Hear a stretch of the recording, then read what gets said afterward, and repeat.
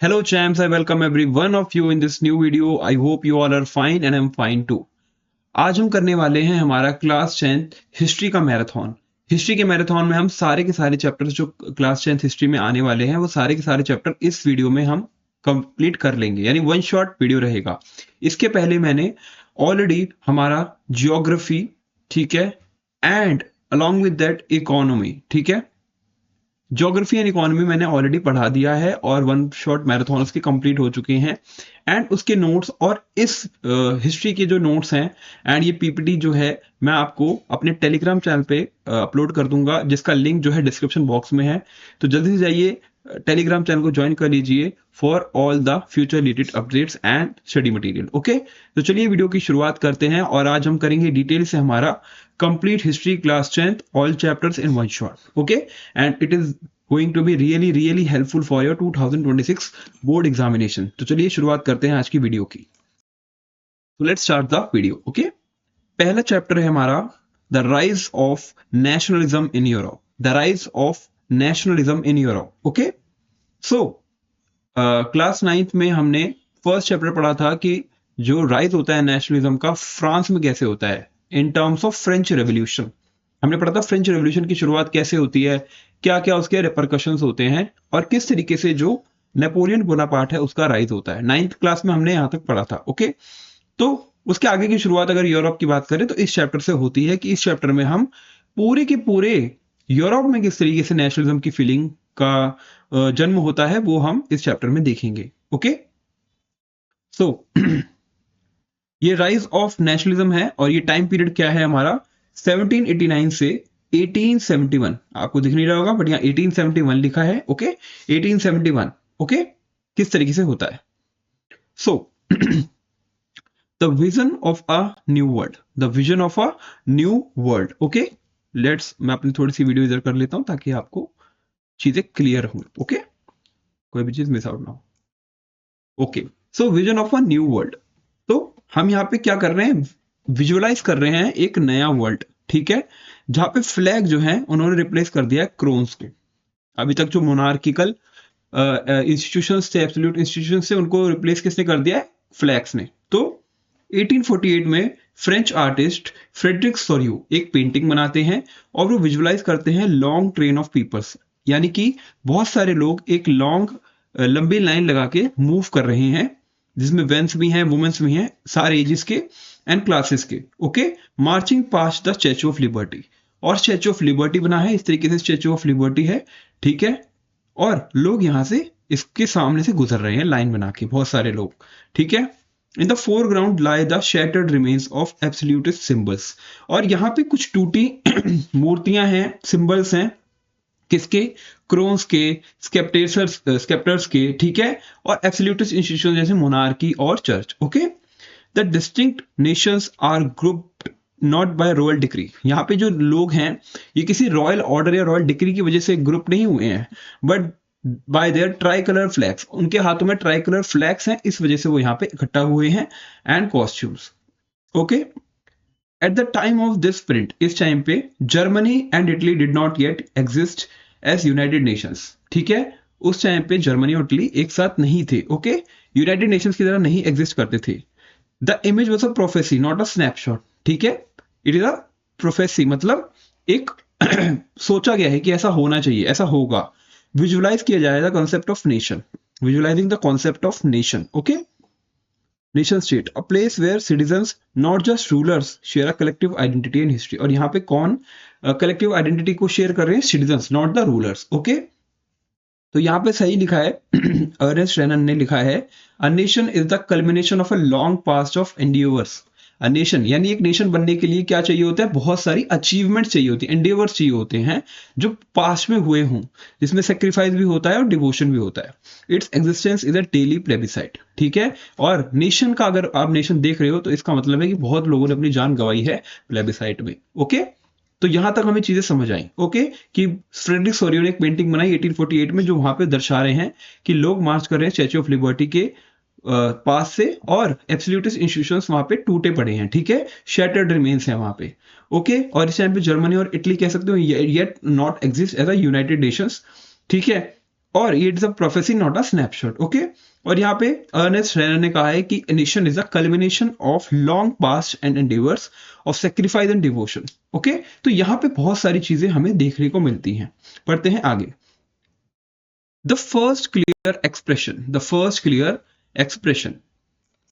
सो 1789 में होता क्या है? The transfer of sovereignty. The transfer of sovereignty क्या होता है? फ्रेंच रेवोल्यूशन की शुरुआत होती है, ओके। द फ्रेंच रेवोल्यूशन, जो फ्रेंच रेवोल्यूशन है वो इंट्रोड्यूस करता है the blueprint for nationalism. French revolution, when the French revolution started, तो ये क्या है? एक नेशनलिज्म की फीलिंग जगाता है, not only in France but all other countries that are surrounded by the France, ठीक है, यानी पूरा यूरोप का region. It replace the royal standard. Royal standard जो अभी तक चलते थे, मोनार्किकल जो स्टैंडर्ड चलते थे क्रोन की तरफ से, उनको रिप्लेस कर देता है विद द ट्राई कलर, जो इनका खुद का ट्राई कलर होता है, फ्लैग होता है उससे, ओके, लाइक दिस वन, ठीक है। ये फ्लैग था फ्रेंच का, ठीक है। एंड द सब्जेक्ट, यानी राजा के लिए तो उसकी जो प्रजा होती थी वो सब्जेक्ट होती थी, सब्जेक्ट की तरह ट्रीट की जाती थी। बट फ्रेंच रेवोल्यूशन ने सब्जेक्ट को चेंज कर दिया, ट्रांसफॉर्म कर दिया इनटू सिटीजन्स, ठीक है। यानी इसको हम फ्रेंच में ले सिटोयन भी कहते हैं, ठीक है, ले सिटोयन। और कुछ वर्ड्स हैं जैसे कि la patrie, the concept of fatherland, the concept of fatherland. ये एम्फेसाइज करता है united community with equal rights. It emphasise कि जो कम्युनिटी होनी चाहिए वो यूनाइटेड होनी चाहिए, और उसमें जो अधिकार हों, राइट्स हों, वो सबके पास इक्वल हों। फिर सेंट्रलाइजेशन की बात करें तो यूनिफॉर्म सिस्टम ऑफ एडमिनिस्ट्रेशन होना चाहिए, ठीक है, और लॉज होने चाहिए जो रिप्लेस करें रीजनल वेरिएशंस को। यानी अभी तक जो है काफी ज्यादा वेरिएशंस थे अलग अलग एरिया में, बट जब सेंट्रलाइजेशन होगा, एक यूनिफॉर्म सिस्टम होगा पूरे एडमिनिस्ट्रेशन का, तो हर जगह जो रूल्स एंड रेगुलेशंस हैं वो सेम तरीके से फॉलो होंगे। और लैंग्वेज की बात करें तो रीजनल डायलेक्ट्स को डिस्करेज किया गया और फेवर किया गया पेरिसियन फ्रेंच को, यानी फ्रेंच लैंग्वेज को पूरे फ्रांस की लैंग्वेज को, मतलब ऑफिशियल लैंग्वेज बनाने की कोशिश की गई। और मिशन क्या था? The revolutionaries declared it their destiny to liberate the peoples of Europe from the despotism, ठीक है। ये उनकी एक क्या बन गई? एक उनकी बन गई, कह सकते हैं रिस्पॉन्सिबिलिटी बन गई, किनकी? रेवोल्यूशनरीज की। और उन्होंने डिक्लेयर करा कि हमारी जो डेस्टिनी है वो क्या है, कि हम जो पीपल है यूरोप के, उनको डेस्पोटिज्म यानी ये जो रूल चल रहा है मोनार्की, इससे आजाद कराएंगे, ठीक है, और डेमोक्रेसी की तरफ लेके जाएंगे। बात कर लेते हैं the messenger, that is Napoleon. हमने बात की थी 9th क्लास तक कि नेपोलियन का राइज होता है, the rise of Napoleon Bonaparte. तो ये इनका जो वर्क होता है एक डबल एज स्वॉर्ड की तरह एक काम करते हैं, ठीक है, नेपोलियन। इनको मॉडर्नाइजर की तरह भी देखा जाता है और एक ऑपरेसर की तरह भी देखा जाता है। इन्होंने क्या काफी ऐसे वर्क किए थे जिसमें कह सकते हो कि एक मॉडर्नाइजर है। इन्होंने नई नई चीजें लाई थी एडमिनिस्ट्रेशन में, और बट कुछ ऐसी चीजें भी नहीं हो गई जिससे इन्होंने लोगों को बहुत ज्यादा ऑपरेस किया, रूल्स को बहुत ज्यादा स्ट्रिक्ट बनाया, ठीक है, और खुद ही मोनार्किकल पोजीशन पे बाद में जाके अपने आप को स्टैब्लिश कर लेते हैं। तो नेपोलियन जो है एक्सपोर्ट करते हैं the revolutions efficiency but destroyed it's democracy, ठीक है, अपनी खुद की डेमोक्रेसी को वो डिस्ट्रॉय कर देते हैं, okay. The Napoleonic code of 1804, ये कुछ टर्म्स एंड कंडीशंस या कह सकते हो लॉ लाते हैं, नेपोलियन कोड ऑफ 1804, जिसमें ये एबॉलिश कर देते हैं प्रिविलेजेस को बेस्ड ऑन बर्थ। यानी कि कोई भी पर्सन जो बर्थ से प्रिविलेज मिल रहा है, जैसे कोई राजा का बेटा राजा है, ठीक है, वो एक प्रिविलेज हो गया। चर्च के अंदर जो कैटेगरी है, क्लर्जी जो क्लास है, उसके अंदर जो भी पर्सन बॉर्न हो रहा है, तो उनको वो सारी प्रिविलेजेस मिल रहे हैं बाय बर्थ, वो नहीं मिलने चाहिए। प्रिविलेजेस मिलने चाहिए बेस्ड ऑन योर मेरिट, ठीक है, आप कितने सक्षम हो उसके हिसाब से। तो इन्होंने स्टैब्लिश किया इक्वालिटी बिफोर द लॉ, ठीक है। हम आज का जो कॉन्स्टिट्यूशन ऑफ इंडिया है उसमें आर्टिकल, ठीक है, आर्टिकल 14 है, ठीक है, जिसमें आता है rule of law, equality before law और इक्वल प्रोटेक्शन ऑफ लॉ। तो कुछ ऐसे कॉन्सेप्ट जो है हमने वहीं से लिए थे। तो फ्रेंच रेवोल्यूशन में पहली बारी जब ये बोनापार्ट आए, नेपोलियन आए, तो उन्होंने इक्वालिटी बिफोर लॉ के कॉन्सेप्ट को इंट्रोड्यूस किया, ठीक है, and freed the peasants from serfdom in Germany and Italy, ठीक है। और पीजेंट्स को जर्मनी और इटली में क्या करा, वहां से सर्वडम से, जहां पे वो अभी तक काम कर रहे थे, जिस तरीके से एक्सप्लॉइटेशन हो रहा था उनका, वहां से उन्होंने उनको फ्री कराया, ठीक है। इनिशियली वेलकम्ड एज लिबरेटर्स, जो नेपोलियन की आर्मी थी, इनिशियली उनको वेलकम किया जाता था liberators. The French army became hated as oppressor due to taxation, censorship and force conscription. But बाद में इन्हीं फ्रेंच आर्मीज को जब शुरुआत में जो वेलकम किया गया था एज लिबरेटर्स, बाद में इनको हेट करने जाने लगा एज ऑप्रेसर, बिकॉज ये बहुत ज्यादा टैक्सेशन लगाते थे, सेंसरशिप लगाते थे कि इनके खिलाफ कोई भी कुछ ना छापे, और फोर्ज कंस्क्रिप्शन मतलब कि फोर्सफुली लोगों को आर्मी में भर्ती कराते थे, ठीक है, फोर्सफुली उनकी मर्जी के खिलाफ। तो यहाँ पे आप राइट साइड में एक इमेज देख रहे हो, मैं बताता हूँ इस इमेज में क्या है। The courier of Rhineland, the courier of Rhineland, ठीक है, अ डिफीट इन लेप्जिग 1813, यानी जब नेपोलियन की हार होती है इन लेप्जिग, तो वहां पर उनको डिपिक्ट किया जाता है Napoleon dropping the territories he annexed, यानी वो जो टेरिटरीज अभी तक उन्होंने कैप्चर की थी वो अब उनके हाथ से छूटती चली जा रही हैं। ये इमेज ये दर्शा रही है, ठीक है। तो हमने देखा नेपोलियन पहले कैसे थे, बहुत इन्होंने चीजें अच्छी की थी, लिबरेटर की तरह थे, बट बाद में उन्होंने अपनी खुद की जो डेमोक्रेसी थी उसको डिस्ट्रॉय कर दिया, बिकॉज ये बहुत ज्यादा टैक्सेशन लगाते थे, सेंसरशिप लगाते थे, और फोर्स कंस्क्रिप्शन यानी फोर्सफुली भर्ती कराते थे आर्मी में लोगों की, ठीक है। और ये जर्मनी और इटली में देखा गया। तो इसके रिएक्शन में क्या हुआ, इसके रिएक्शन में कंजर्वेटिव कंजर्वेटिव जो थे, जो फेवर करते थे मोनार्की को, ठीक है, उनके बीच में डिस्कशन होना स्टार्ट हो गया, उनके बीच में डिस्कशन होना स्टार्ट हो गया, conservatism and the rise of Congress, मतलब Congress of Vienna, Congress of Vienna बैठती है 1850 में। और जो एम्पायर्स होते हैं जिनको नेपोलियन ने डिस्ट्रॉय कर दिया था, या फ्रेंच रेवोल्यूशन के बाद जो एम्पायर्स डिस्ट्रॉय हो गए थे उनको वापस से रीस्टैब्लिश किया जाता है। तो आफ्टर द नेपोलियन डिफीट, जब नेपोलियन हार जाते हैं वर्ल्ड वॉर में, ठीक है, वैसी वाली वर्ल्ड वॉर नहीं जो हम देखते हैं 1913 वाली नहीं, बट जब नेपोलियन लड़ाई करते हैं तो बहुत सारी कंट्रीज उनको हराने की कोशिश करते हैं, लाइक ब्रिटेन और, ठीक है, ऐसी कंट्रीज। तो उस टाइम जब नेपोलियन हार जाते हैं तो रिप्रेजेंटेटिव जो होते हैं ब्रिटेन के, रशिया के, प्रशिया के एंड ऑस्ट्रिया के वो एक जगह मिलते हैं जिसको हम कहते हैं कांग्रेस ऑफ वियना, वियना एक जगह है वहां पे मिलते हैं, met under the Austrian chancellor duke Metternich, ठीक है, और ऑस्ट्रियन चांसलर होते हैं ड्यूक मेटरनिच, उनके कह सकते हो वो लीडरशिप में आते हैं और कांग्रेस ऑफ वियना सेटअप करते हैं और अनड्यू करने की कोशिश करते हैं, undo the changes of Napoleonic wars, यानी नेपोलियन ने अपने वॉर के दौरान जिन भी मोनार्कीज को डीस्टेबलाइज कराया, हटाया है उनकी पावर से, उनको वापस से हम रीस्टेब्लिश करेंगे, ठीक है। तो रिस्टोरेशन का जो काम है वो स्टार्ट हो जाता है। एंड बर्बन डायनेस्टी, जो फ्रेंच रेवोल्यूशन की डायनेस्टी थी, जो फ्रेंच रेवोल्यूशन में हटाया गया था, जिसको लुई द 14 को, ठीक है, वो बर्बन डायनेस्टी को वापस से रिस्टोर किया जाता है, और जो उसके अगल बगल बफर स्टेट से वापस से उनको क्रिएट किया जाता है, ताकि फिर से ऐसी कोई रेवोल्यूशन वापस से स्टार्ट ना हो जिससे मोनार्की जो है डिसबैलेंस हो। और सप्रेशन मतलब सेंसरशिप लॉज वो इम्पोज, और न्यूज़पेपर्स पे, आर्टिकल्स पे, बुक्स पे बहुत ज्यादा स्ट्रिक्ट लॉज इंप्लीमेंट कर दिए जाते हैं सेंसरशिप के, ताकि लोगों के अंदर वापस से ये फ्रीडम की भावना, लिबर्टी की भावना ना जागे बाय दीज न्यूज़पेपर्स। तो उन्होंने कंट्रोल करा न्यूज़पेपर्स को, प्लेस को और सॉन्ग्स को।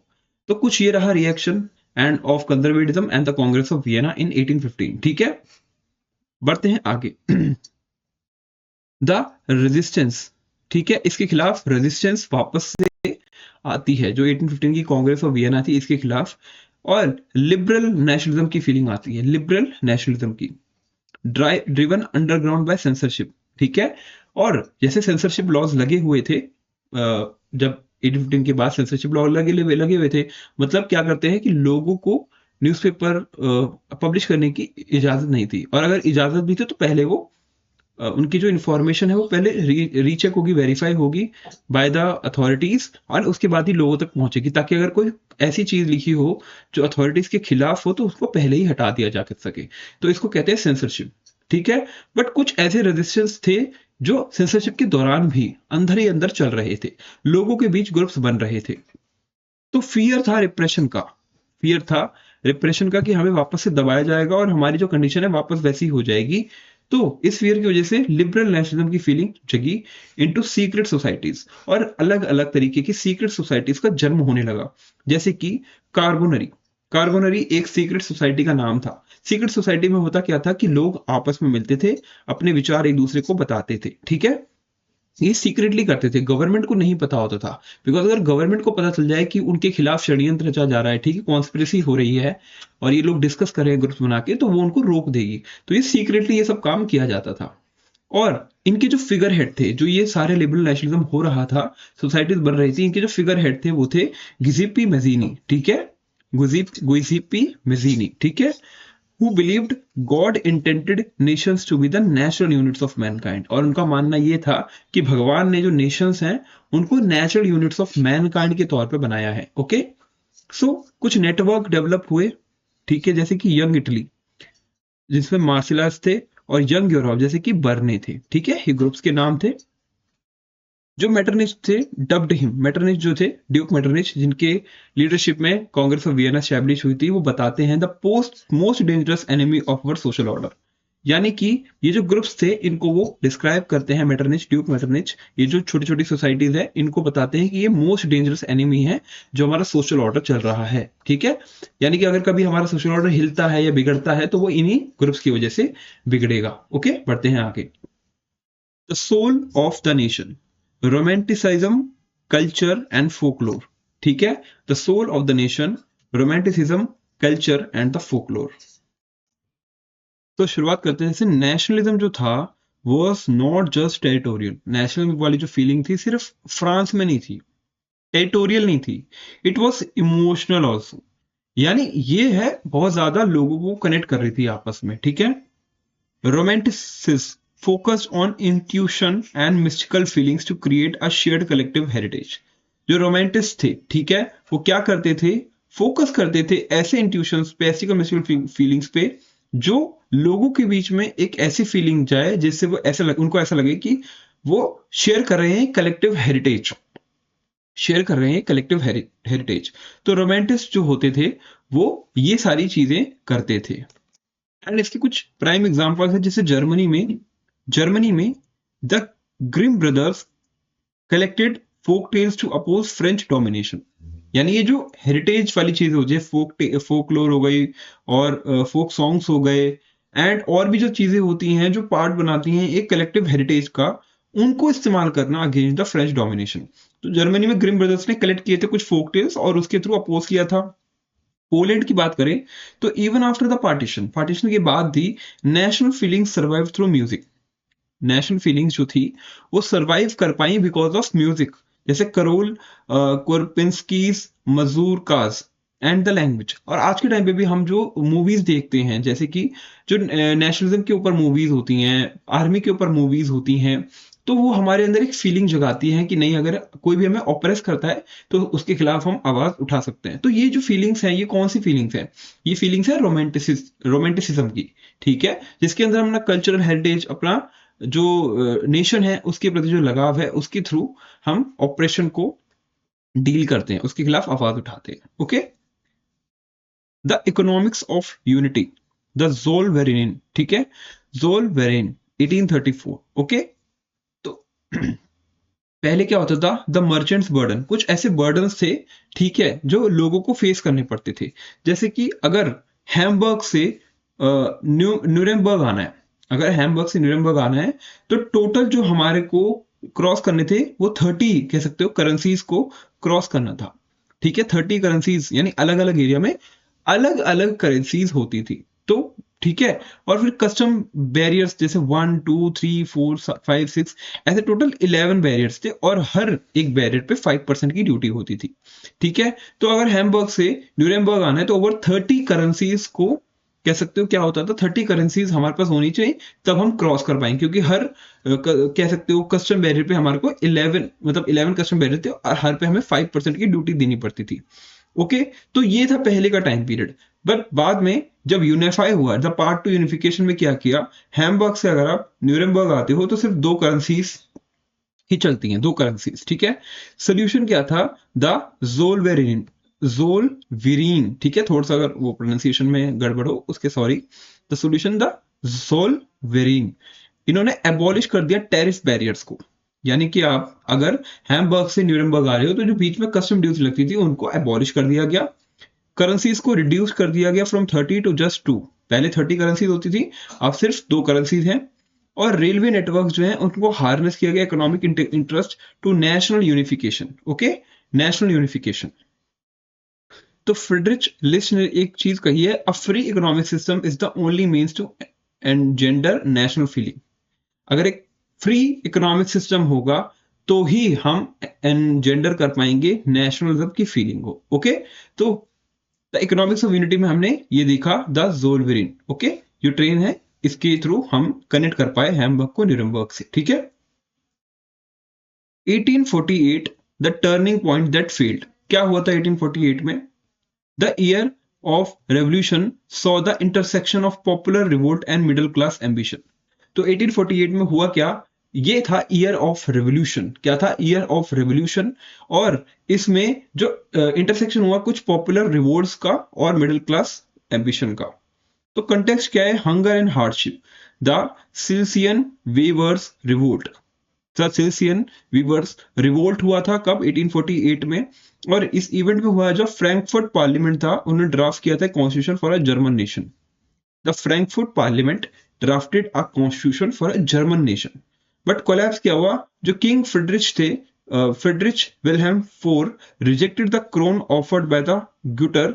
The military repress the movement. और मिलिट्री ने इस मूवमेंट को रिप्रेस कर दिया। मिलिट्री ने इस मूवमेंट को रिप्रेस कर दिया। तो ये जो सारे इवेंट्स हुए ये कहाँ पे हो रहे हैं? ये हो रहे हैं प्रशिया में। ठीक है, प्रशिया। आज के टाइम पे इसको जर्मनी भी कहते हैं, बट उस टाइम पे जर्मनी क्रिएट नहीं हुआ था तो प्रशिया कहते हैं। ठीक है, तो यहाँ पे ये जो इवेंट हुए, यानी कि ये लोग ऐसा क्यों कर रहे हैं, ये रिवोल्यूशन क्यों किया पीजेंट्स ने, द साइल्सियन वीवर्स रिवोल्ट, ये हुआ क्यों? ये हुआ इसलिए बिकॉज ये फ्रेंच रेवोल्यूशन को देख के यहाँ पे ये चीज करना चाह रहे थे, क्योंकि फ्रेंच रेवोल्यूशन हुआ था वहां पे उन्होंने मोनार्की को हटा दिया था, इसलिए इन्होंने भी सोचा कि हम भी इस तरीके से अपने राजा को हटा देंगे। तो हुआ क्योंकि ये इन्होंने क्या कहते हैं हंगर एंड हार्डशिप के थ्रू रिवोल्ट किया और इवेंट हुआ कि फ्रैंकफर्ट पार्लियामेंट ने एक कॉन्स्टिट्यूशन बनाया फॉर द जर्मन नेशन। ठीक है, बट हुआ क्या कि ये जो क्रोन थे, जो किंग फ्रेडरिच विलियम IV थे, इन्होंने रिजेक्ट कर दिया क्रोन को, बिकॉज उनको लगा कि ये जो फ्रैंकफर्ट पार्लियामेंट ने कॉन्स्टिट्यूशन बनाया है, ऑफर कर रहे हैं मुझको एक्सेप्ट करने के लिए, ये उनकी पावर को कम कर देगा, और इसकी वजह से उन्होंने एक्सेप्ट नहीं किया इसको। और फिर जो मिलिट्री थी, मिलिट्री ने जो इनकी क्या कहते हैं किंग फ्रेडरिच की मिलिट्री थी, इन्होंने इस मूवमेंट को क्रश कर दिया। ठीक है, रिप्रेस कर दिया मूवमेंट को। तो यहां पे ये सीखने को मिला कि liberalism alone failed to unify the nation. यानी अगर सिर्फ आप लिबरलिज्म की फीलिंग रखोगे तो वो प्रॉपरली नेशन की मतलब यूनिफाई नहीं कर पाएगा नेशन को। ठीक है, तो 1848 में ये हम चीजें देखते हैं जो यहाँ पे हुई थी। ओके, बढ़ते हैं आगे। एक शिफ्ट देखने को मिला from the revolution to the realpolitik. From revolution to the realpolitik हुआ क्या कि जो नेशनलिज्म था वो hijack by the state power, nationalism को स्टेट पावर ने हाईजैक कर लिया था। तो 1848 के बाद से, जैसे हम यहाँ पे देखा किस तरीके से फ्रेडरिक विलियम IV ने हटा दिया था पावर, मतलब कॉन्स्टिट्यूशन को एक्सेप्ट नहीं किया, तो nationalism no longer align with the democracy. Nationalism no longer align with the democracy. Okay, यानी कि ये जो नेशनलिज्म की फीलिंग थी डेमोक्रेसी के साथ अलाइन नहीं हो रही थी, तो it became a tool for the ruling class to consolidate power. तो ये रूलिंग क्लास के लिए एक टूल बन गया कि वो अपनी पावर को कंसोलिडेट कर पाए। तो पुरानी स्ट्रेटजी होती थी कि आइडियलिज्म की फिलॉसफी, मतलब स्ट्रेटजी, स्पीचेस, मेजोरिटीज, ये सारी चीजें करते थे। बट अब जो नई स्ट्रेटजी थी वो थी ब्लड एंड आयरन की, यानी आपको खुद रिवोल्ट करना है। आपके हाथ में कह सकते हो कि हथियार है जिसके थ्रू आप रिवोल्ट करोगे। मॉडर्नाइजेशन ऑफ द आर्मी भी यहाँ पे हुआ। तो गोल ये था, जो आइडियलिस्ट रिवोल्यूशनरी थे अब उनको रिप्लेस कर दिया था प्रैग्मेटिक सोल्जर्स ने, बिकॉज उनके थ्रू तो रिवोल्यूशन आने से रहा, मतलब रिवोल्यूशन तो आ रहा था बट उनकी जो उनकी चीजें थी आने के लिए, जैसे कि वो चाहते थे कि हमको डेमोक्रेसी मिले, हमारा जो किंग है वो कॉन्स्टिट्यूशन को एक्सेप्ट करे, बट ऐसा हो नहीं रहा था। तो वो उन्होंने अपनी अप्रोच चेंज करके प्रैग्मेटिक सोल्जर वाली अप्रोच अपना ली थी। तो यहाँ पे कुछ केस स्टडीज है जिनमें जर्मन यूनिफिकेशन, इटली का यूनिफिकेशन, ब्रिटेन, और फिर यूरोप एज अ नेशन कैसे बना वो देख लेते हैं। तो केस स्टडी है जर्मनी की, unification of by the iron and blood. यहाँ पे जर्मनी का यूनिफिकेशन अब कैसे हुआ? आयरन एंड ब्लड के थ्रू, क्योंकि कॉन्स्टिट्यूशन को तो एक्सेप्ट किया नहीं गया, फ्रैंकफर्ट पार्लियामेंट ने किया था। और इसके आर्किटेक्ट कौन थे? ऑटो वॉन बिस्मार्क, जो प्रशिया के कह सकते हो एक पर्सन थे प्रशिया में। इनका मेथड था 3 वॉर्स ओवर 7 ईयर्स, और इन्होंने 3 वॉर्स को लड़ा ओवर द 7 ईयर्स वर्सेस किसके खिलाफ? ऑस्ट्रिया, डेनमार्क और फ्रांस के खिलाफ। ठीक है, ऑस्ट्रिया, डेनमार्क और फ्रांस के खिलाफ। और रिजल्ट ये हुआ कि इन जनवरी 1871 जो प्रशियन किंग विलियम फर्स्ट थे was proclaimed German emperor at Versailles, उनको प्रोक्लेम कर दिया गया as German emperor at Versailles, a symbolic assertion of Prussian dominance over Europe. और ये दर्शाता है एक सिंबॉलिक असर्शन ऑफ प्रशिया की dominance over the Europe. Okay, तो हमने देखा कि क्या हुआ, जर्मन यूनिफिकेशन कैसे हुआ, by the iron and blood, in Wars की वजह से ऐसा हो पाया। ओके, फिर बात करते हैं case study of Italy, the soul, the brain, the sword. क्या हुआ, जो मजीनी थे, कौन थे, मजीनी जो थे, तो गिसिपी मजीनी जो थे इनको सोल कहा जाता है because the spiritual leader of young Italy, इनको माना जाता है the spiritual leader of young Italy. Cavour जो है, केवोर वो ब्रेन है, the diplomat who engineered the alliance with France, ठीक है, इन्होंने अलायंस क्रिएट किया था फ्रांस के साथ। ओके, और ग्रिबाल्डी जो है स्वॉर्ड है, मतलब जो सोल, ब्रेन एंड स्वॉर्ड तीनों की अगर हम डेफिनेशन बताएं तो इन्होंने लेड किया था रेड शर्ट्स को and the expedition of the thousands, ठीक है, led the red shirts and expedition of the thousands. Okay, so 1861 में Victor Emmanuel two was proclaimed king. Victor Emmanuel II was proclaimed as the king, yet many illiterate peasants thought La Tella was the name of the king's wife. Okay, many illiterate peasants thought La Telia was the name of the king's wife. Okay, और यहाँ पर आप देख सकते हो Italy का कैसे किस तरीके से यूनिफिकेशन हो रहा है। The kingdom of Piedmont and Sardinia जो ब्लू कलर से है, टेरिटरीज एनेक्स हुआ है 1859 से 1860 जो रेड कलर में है। किंगडम ऑफ इटली 1861 वाला ये है, ठीक है, ब्लैक कलर से जो है, और वेनिशिया जो है ये है, और रोम जो है 1870 का ये है, और इन सब का यूनिफिकेशन बनता है और एंड में क्रिएट होता है इटली, एंड में क्रिएट होता है इटली। ओके, अब बात करते हैं the strange case of Britain की। ब्रिटेन का यूनिफिकेशन कैसे हुआ, यहाँ पे लड़ाई झगड़ा नहीं हुआ, ठीक है, यहाँ पे कैसे इवोल्यूशन के थ्रू ये ब्रिटेन का जो है यूनिफिकेशन हुआ था, ठीक है, evolution not revolution, in revolutionary red place here display bolt, ठीक है, सॉरी, ठीक है। द टाइमलाइन फॉर कंसोलिडेशन, तो 1688 में पार्लियामेंट सीजियस पावर, इसको ग्लोरियस रेवोल्यूशन कहते हैं, तो पार्लियामेंट ने सारी पावर अपने हाथ में ले ली। 1707 में एक्ट ऑफ यूनियन आया जिसमें स्कॉटलैंड को एसिमिलेट कर दिया गया और गेलिक को सप्रेस कर दिया गया, और 1801 में आयरलैंड को फोर्सबली इनकॉर्पोरेट किया गया, okay, in the Britain. There was no prior British nation, इसके पहले कोई ब्रिटिश नेशन नहीं था, यानी कि majority of the population English बोलती थी, एंड इसके थ्रू ही यूनिफिकेशन हुआ। The United Kingdom was formed through the steady expansion of English power over Welsh, Scot and Irish identities. तो ये Welsh, Scot और Irish identities के ऊपर English power जो है अपना दबदबा बना लेती है, बिकॉज ज्यादातर लोग जो है इंग्लिश बोलते थे, तो इसके थ्रू कह सकते हो यूनिफिकेशन हुआ ब्रिटेन का। A new British identity was forged through dominant English symbols, जैसे कि यूनियन जैक और God save the king and the English language, ये सभी जो है यूनिफिकेशन के टूल बने। और ये रहा हमारा नया मैप ऑफ यूरोप, ठीक है, जिसमें ये जर्मन एम्पायर है, ये ऑस्ट्रियन हंगेरियन एम्पायर है, ये किंगडम ऑफ इटली है, ये फ्रांस है, ठीक है। तो 1871 तक मल्टीनेशनल डायनेस्टिक एम्पायर्स जो है डिसॉल्व होने लगे, जिनके बाद वो रिप्लेस होने लगे बाय नेशन स्टेट, ठीक है, यानी एक एस्टिमेटेड बाउंड्री, और वहां के रहने वाले लोग हैं जो सिमिलर लैंग्वेज बोलते थे, जिसमें सेंट्रलाइज्ड पावर एक्साइज कंट्रोल करती थी और clearly defined territory and people, ठीक है। लीगेसी की बात करें तो this era forged the identities we recognise today but sowed the seeds of future conflict. ये आइडेंटिटीज क्रिएट तो हो गई बट इसने फ्यूचर कॉन्फ्लिक्ट, जैसे कि वर्ल्ड वॉर 1 की स्थापना कर दी थी, मतलब इसके बाद जो है वर्ल्ड वॉर 1 होता है। ओके, तो the nation is not a static fact, the nation is not a static fact but a constant affirmation of belonging. Okay, and इसी के साथ हमारा chapter 1 the rise of nationalism in Europe complete होता है। हमने most important parts को ही cover किया, because अगर हम पूरा चैप्टर कवर करते हैं तो बहुत ज्यादा टाइम लगता, और इसके जो नोट्स हैं मैं वो आपके साथ शेयर कर दूंगा, ठीक है, अपने टेलीग्राम चैनल पे। बढ़ते हैं नेक्स्ट चैप्टर की तरफ, सेकंड। तो now we are going to start with our second chapter, जिसका नाम है नेशनलिज्म इन इंडिया। ये काफी इंपॉर्टेंट चैप्टर है, एंड इसमें हम जानेंगे कि हमारा फ्रीडम स्ट्रगल कैसे रहा, ठीक है, एंड कौन कौन से लीडर्स ने इसमें कंट्रीब्यूट किया। ओके, तो बढ़ते हैं आगे। तो इसमें हम जो टाइम पीरियड देखने वाले हैं वो है हमारा 1915 टू 1934 का, ओके, जिसमें मोस्ट प्रोमिनेंट लीडर जो थे हमारे महात्मा गांधी जी वो थे, एंड काफी सारे और इंपॉर्टेंट लीडर्स थे जिन्होंने इस फ्रीडम स्ट्रगल में कंट्रीब्यूट किया और मास मोबिलाइजेशन किया। Okay, so modern nationalism in India was a redefinition of identity. It was a redefinition of identity. यानी पहले लोग अपने आप को किस तरीके से कंसिडर करते थे, वो पूरी की पूरी आइडेंटिटी रिकंसिडर की गई बाय द प्रोमिनेंट लीडर्स, जिसमें जिसमें नेशनलिज्म की फीलिंग जगाई गई एंड डिफरेंट डिफरेंट तरीके से, ठीक है, लोगों को एकजुट किया गया। This narrative traces how diverse groups जैसे कि peasants, tribals, women and industrialist navigated the path to swaraj. Swaraj यानी कि सेल्फ रूल, स्वराज यानी कि सेल्फ रूल, ठीक है, self rule. So discovering there unity through shared struggle. तो यहाँ पे जो स्ट्रगल था वो सबका था, लाइक पीजेंट्स का भी था, ट्राइबल्स का भी था, वुमेन्स का भी था, इंडस्ट्रियलिस्ट का भी था। यानी सारे के सारे कम्युनिटीज और क्लासेस, ठीक है, जुड़ गई आपस में ताकि उनको फ्रीडम मिल पाए। सो फ्रीडम स्ट्रगल को बढ़ावा देने का काम किसने किया? वो था वर्ल्ड वॉर वन। वो था वर्ल्ड वॉर वन। इसने एक कैटलिस्ट की तौर पे काम करा, और हमारी इकोनॉमिक कंडीशन इतनी ज्यादा खराब थी कि लोगों को वो चीज बर्दाश्त नहीं हुई।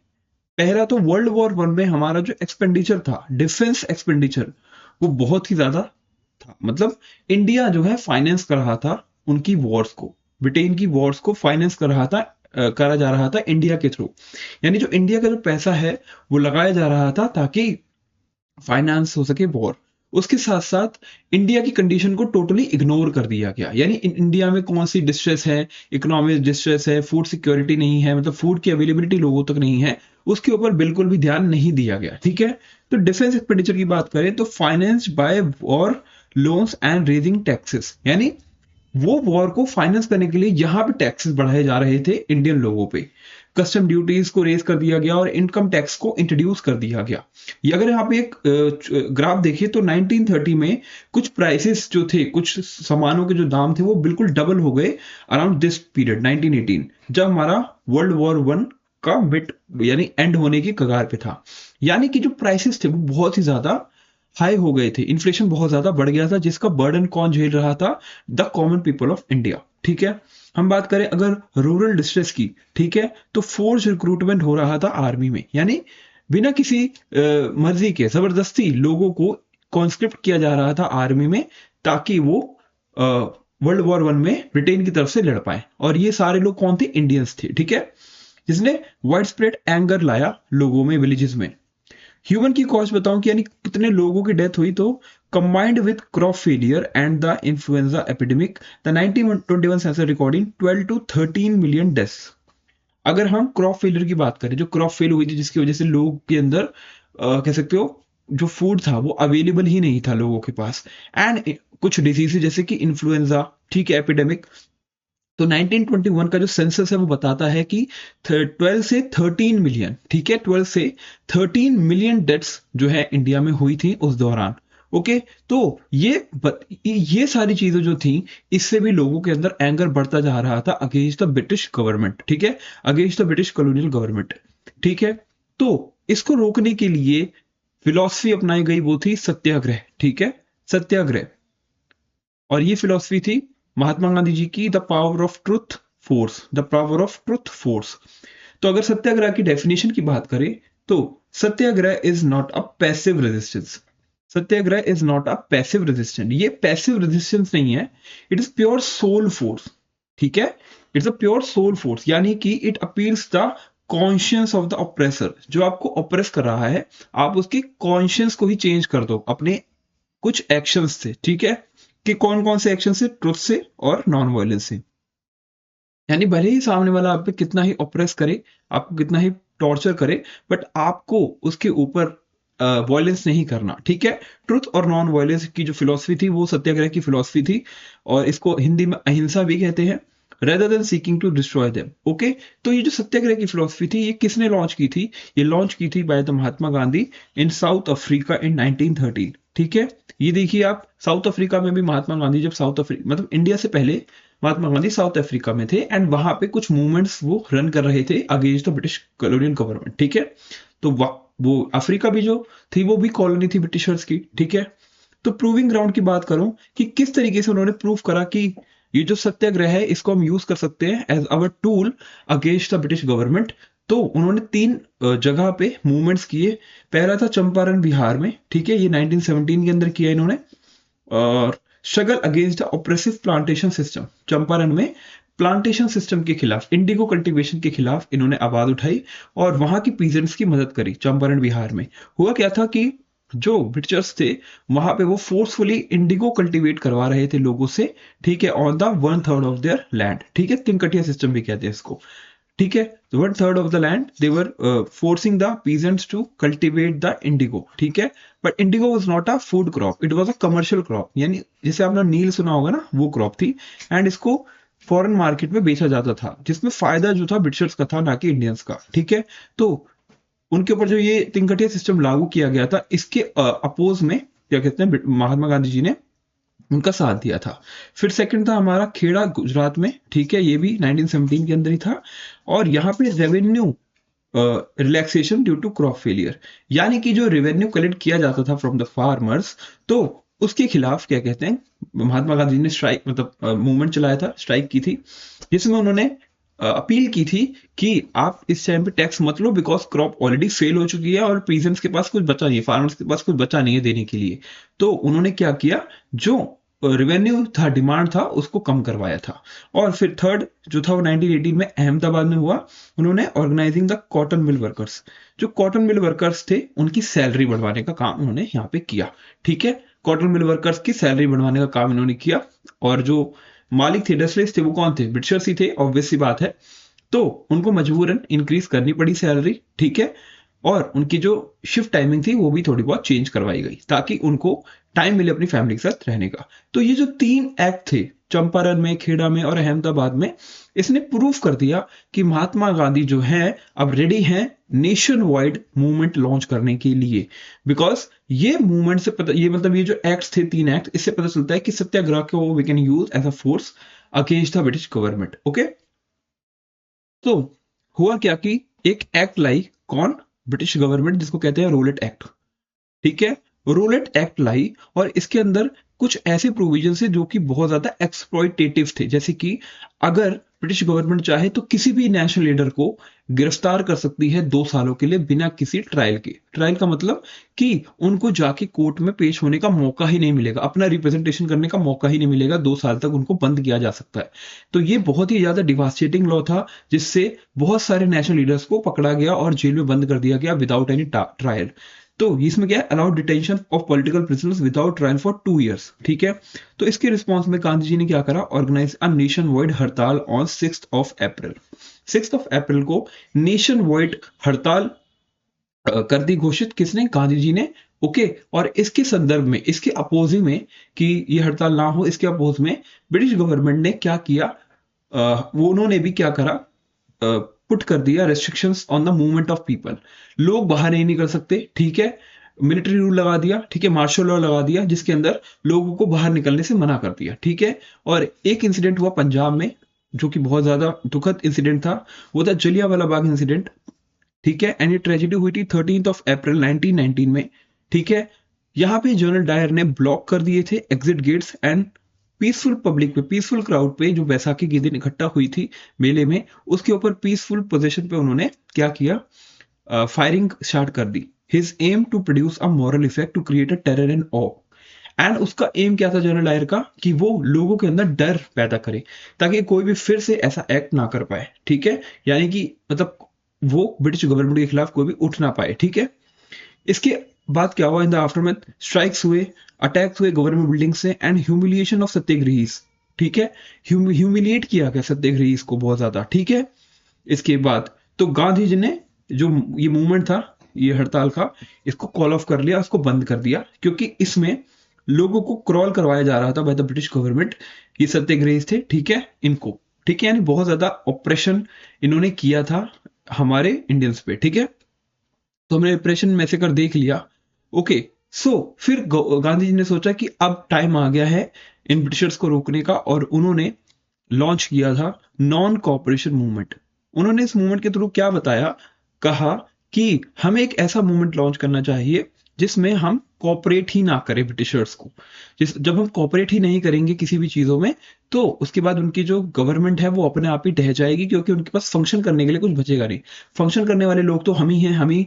पुलिस में भी इंडियंस ही थे ज्यादातर, और एडमिनिस्ट्रेशन में भी इंडियंस ही थे, ठीक है।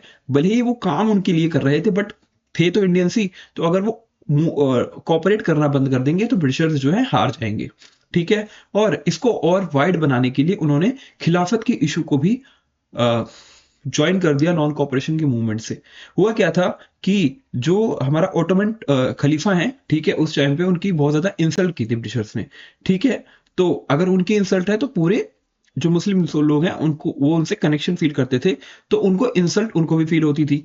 तो इसको भी इशू बनाया और नॉन कॉपरेशन मूवमेंट में इसको भी ज्वाइन किया गया।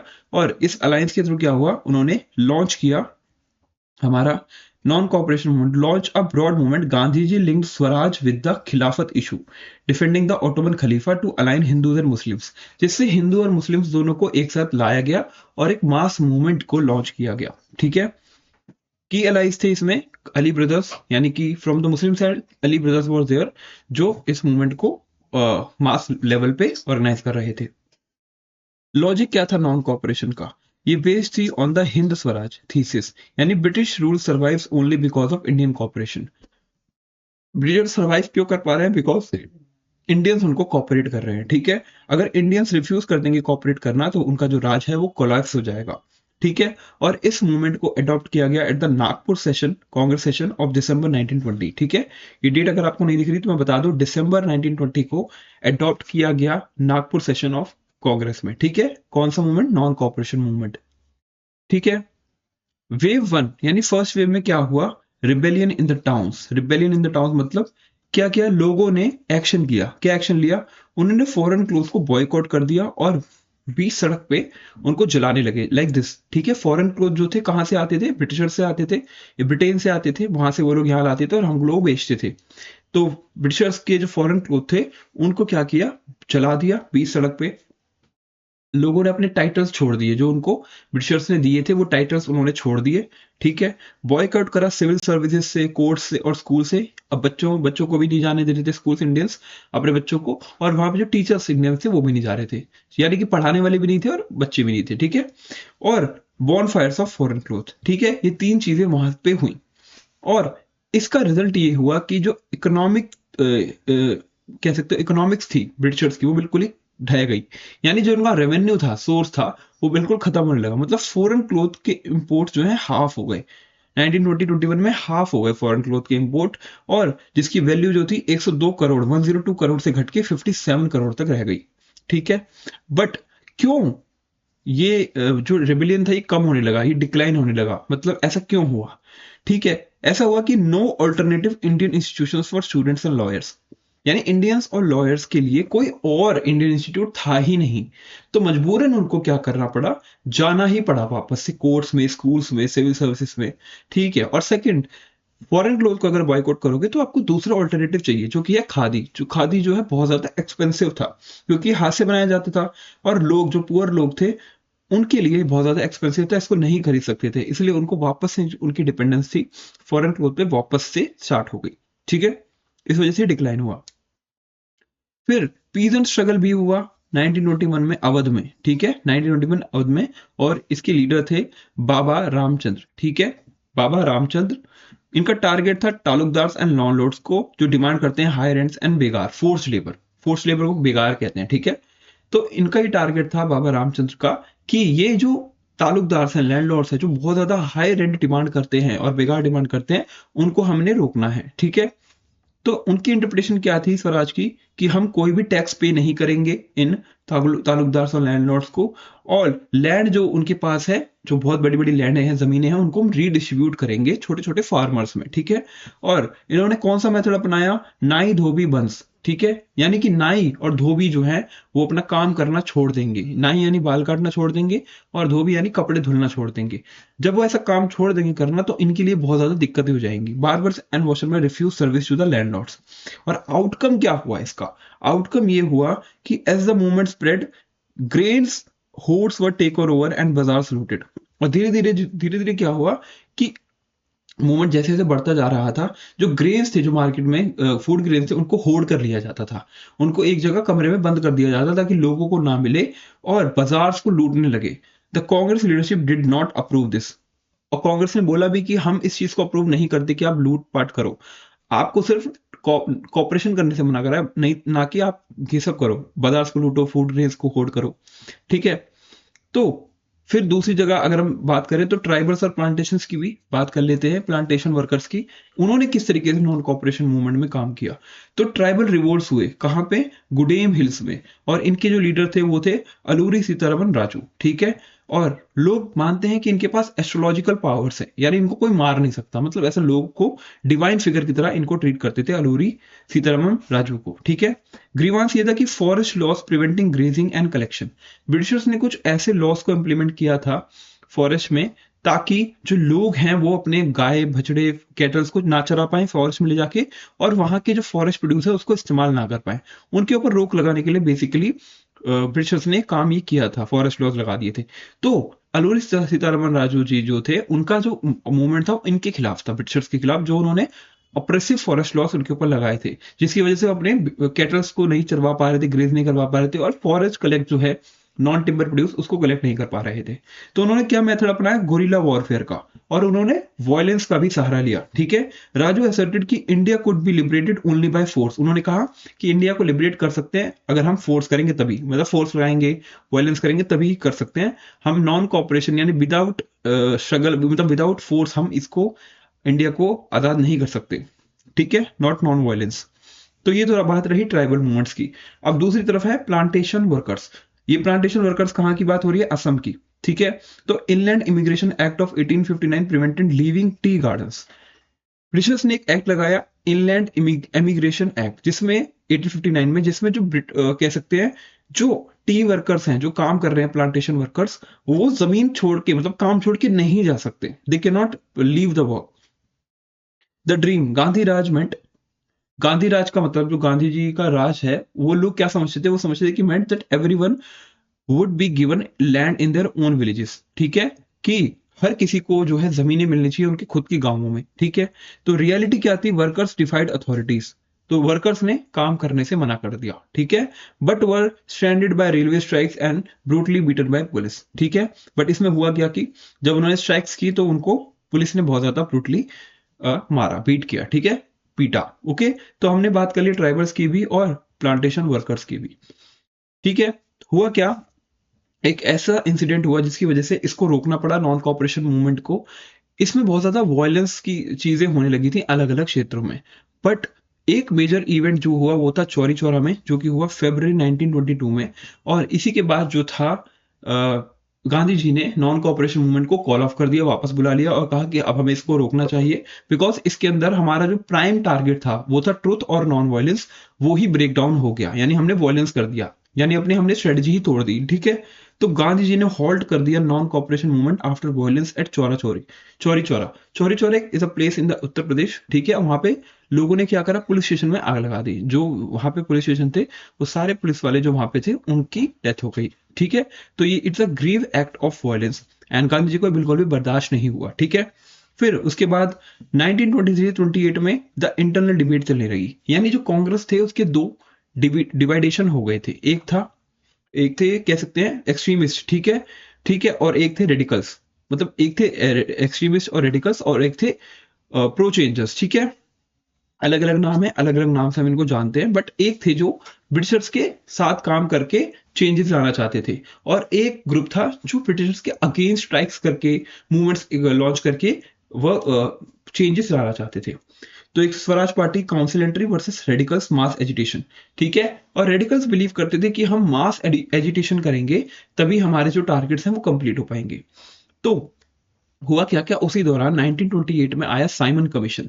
ठीक है। और ये साइमन कमीशन का जो है लोगों ने बहुत ही ज्यादा भरपूर तरीके से अपोजिशन करा। अपोजिशन करने का एक ही कारण था, पहले बता दो साइमन कमीशन आया क्यों था। साइमन कमीशन आया था नए कॉन्स्टिट्यूशन का निर्माण करने के लिए, जिसमें हम इंडियंस को कितनी पावर दे रहे हैं वो डिसाइड करना था। बट दिक्कत ये थी कि जो साइमन कमीशन था उसके अंदर कोई भी इंडियन नहीं था, यानी उनके जो जो भी कमीशन था उसमें एक भी इंडियन मेंबर नहीं था। एंड इसका अपोजिशन बहुत ज्यादा तेजी से हुआ, और प्राइम लीडर जो मेन लीडर थे वो थे लाला लाजपत राय जी, जिनकी डेथ हो गई थी इसके अंदर, ठीक है, साइमन कमीशन के दौरान। तो साइमन कमीशन को वापस मतलब ले लिया, बुला लिया था। तो हुआ क्या कि Simon commission, arrival of Simon commission triggers go back Simon protest, ठीक है। बट साइमन कमीशन अपने रिपोर्ट दी थी, और उसके बाद 1929 के अंदर एक्ट आया था, ओके, जिसके बारे में हम डिस्कस करेंगे। तो हुआ क्या कि उसके बाद दिसंबर 1929 में लाहौर सेशन ऑफ कांग्रेस हुआ, जिसके अंदर under the Jawaharlal Nehru the demand for Purna Swaraj full independence is formalised. ऐसा इसलिए हुआ क्योंकि इसके पहले जो एक्ट आया था 1929 में, उसमें ब्रिटिशर्स ने हमको डोमिनियन स्टेटस देने की बात की थी। डोमिनियन स्टेटस की मतलब कह रहे थे कि हम डोमिनियन स्टेटस देंगे, एक्चुअली में दिया नहीं था बट बात कर रहे थे। डोमिनियन स्टेटस मतलब कि आपको इंडिपेंडेंस तो मिलेगी, बट आपको जो रूल करना होगा वो ब्रिटिशर्स के अंदर ही करना होगा, ब्रिटिशर्स के अंदर ही रूल करना पड़ेगा। और ये बिल्कुल भी मंजूर नहीं था कांग्रेस को। तो कांग्रेस ने पूर्ण स्वराज यानी कहा कि हम नेक्स्ट ईयर पूर्ण स्वराज हमें मिल जाएगा, कंप्लीट इंडिपेंडेंस हमें हासिल हो जाएगा। बल्कि एक्चुअली में हुआ नहीं था, हुआ तो 1947 में जाके इंडिपेंडेंस मिली थी, बट ऐसा गोल था, ठीक है। और ये डिस्कशन हुआ था लाहौर सेशन, ठीक है, ऑफ दिसंबर 1929। ओके, तो दूसरी वेव कब आती है मूवमेंट की, ठीक है। वेव वन में हमने बात की थी रोलेट एक्ट था, वेव टू था सॉल्ट मार्च, वेव टू था सॉल्ट मार्च। हुआ क्या था कि गवर्नमेंट ने सॉल्ट जैसी बेसिक नेसेसिटी जिसको सब लोग कंज्यूम करते हैं उसके ऊपर टैक्स लगा रखा था। यानी अगर आप सॉल्ट खुद से नहीं बना सकते, ठीक है, ठीक है, बनाने से पहले आपको टैक्स देना पड़ेगा। तो ब्रिटिश गांधी जी ने कहा कि ये तो बिल्कुल ही गलत है।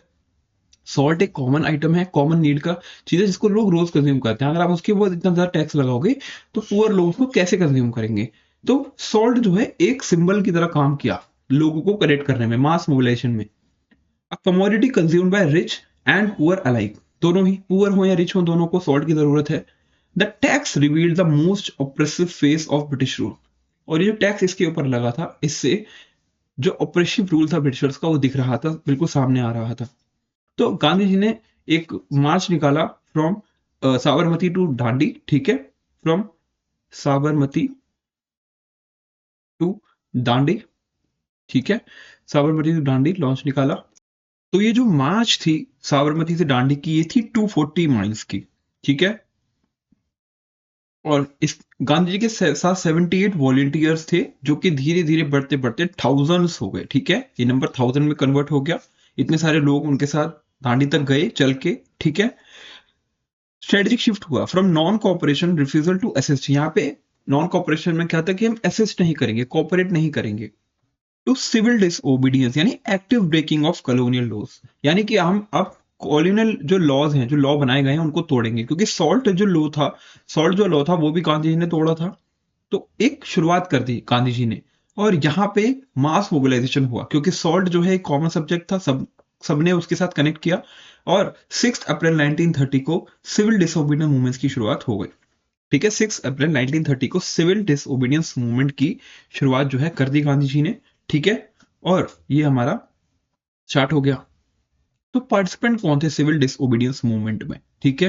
सबसे पहले बात करेंगे रिच पीजेंट्स की, ठीक है।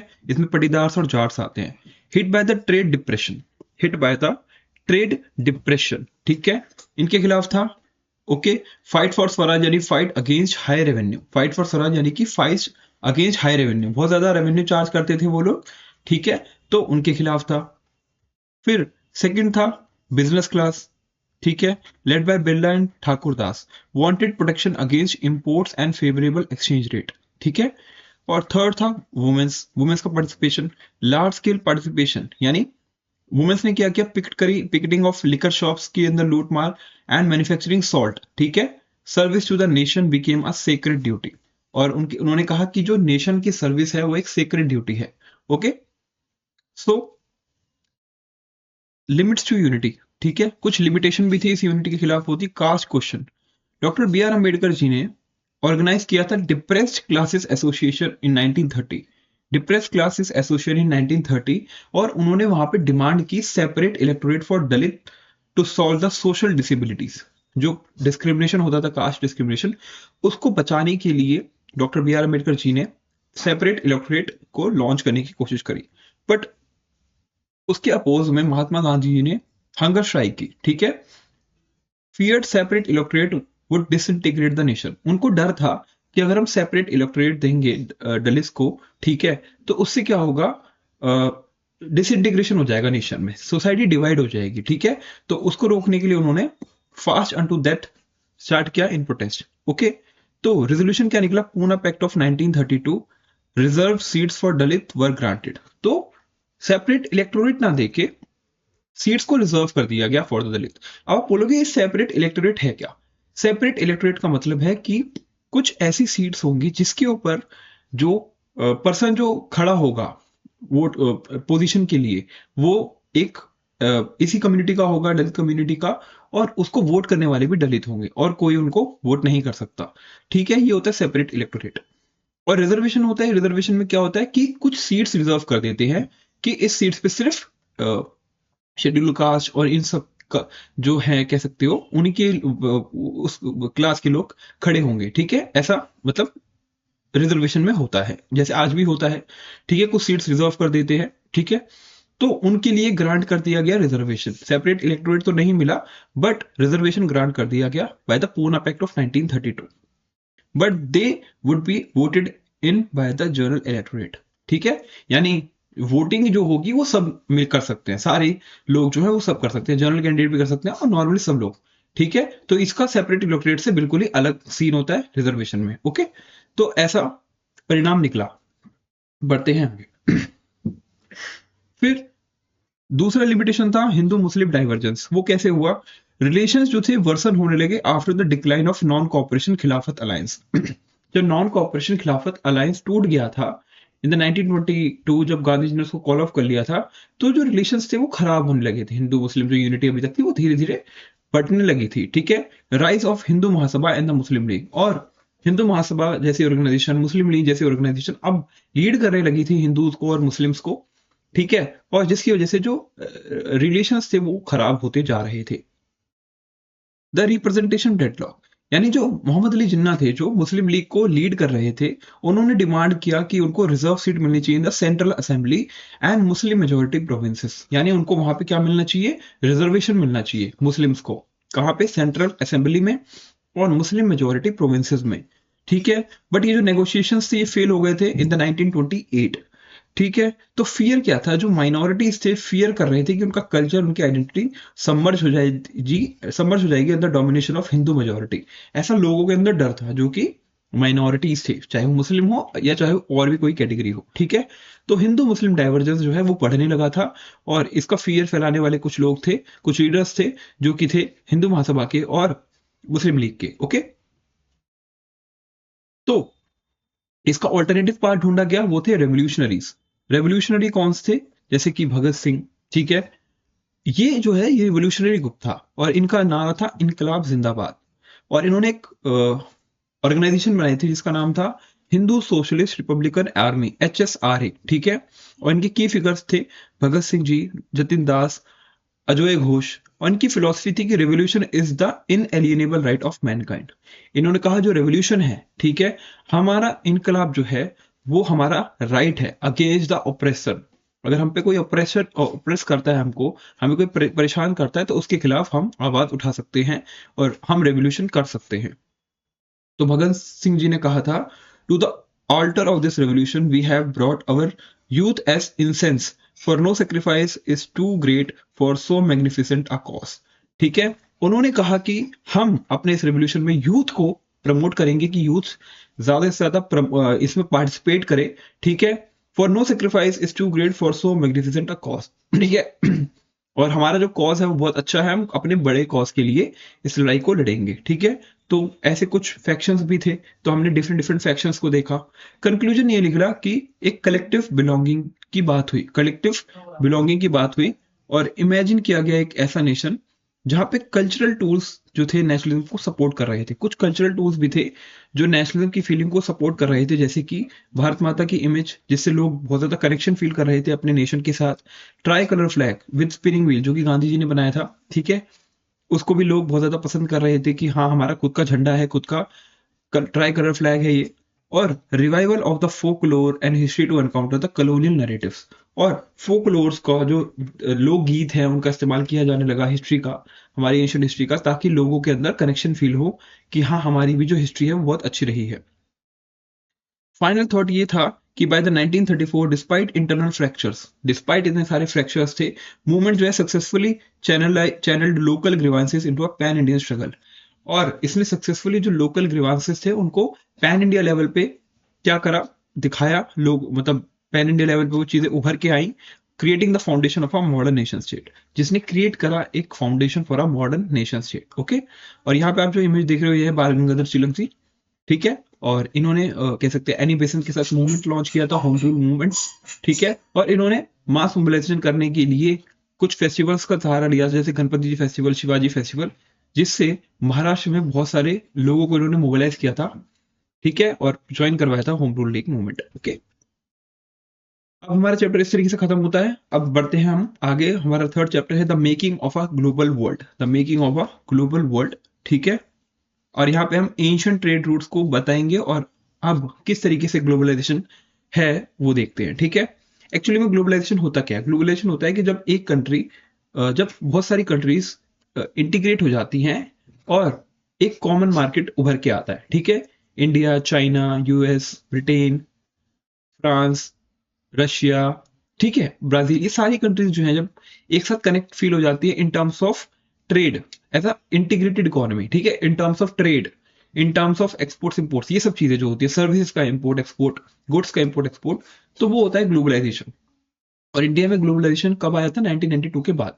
बट हमें यहाँ पे इस चैप्टर में हिस्ट्री की बात कर रहे हैं, तो हम यहाँ डिस्कस करेंगे कि एंशियंट टाइम पे कैसे ग्लोबलाइजेशन था, ठीक है, किस तरीके से ट्रेड होता था, लोग अपने गुड्स का, सर्विसेज का, कल्चर का, आर्टिफैक्ट्स का कैसे एक जगह से दूसरी जगह ट्रैवल होते थे वो देखेंगे, ठीक है। इसमें हिस्ट्री ट्रेड की, माइग्रेशन की and the shrinkage of distance, ठीक है।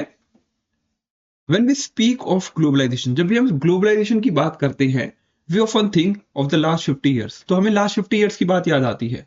This deck argues otherwise, the global world has a long history of trade.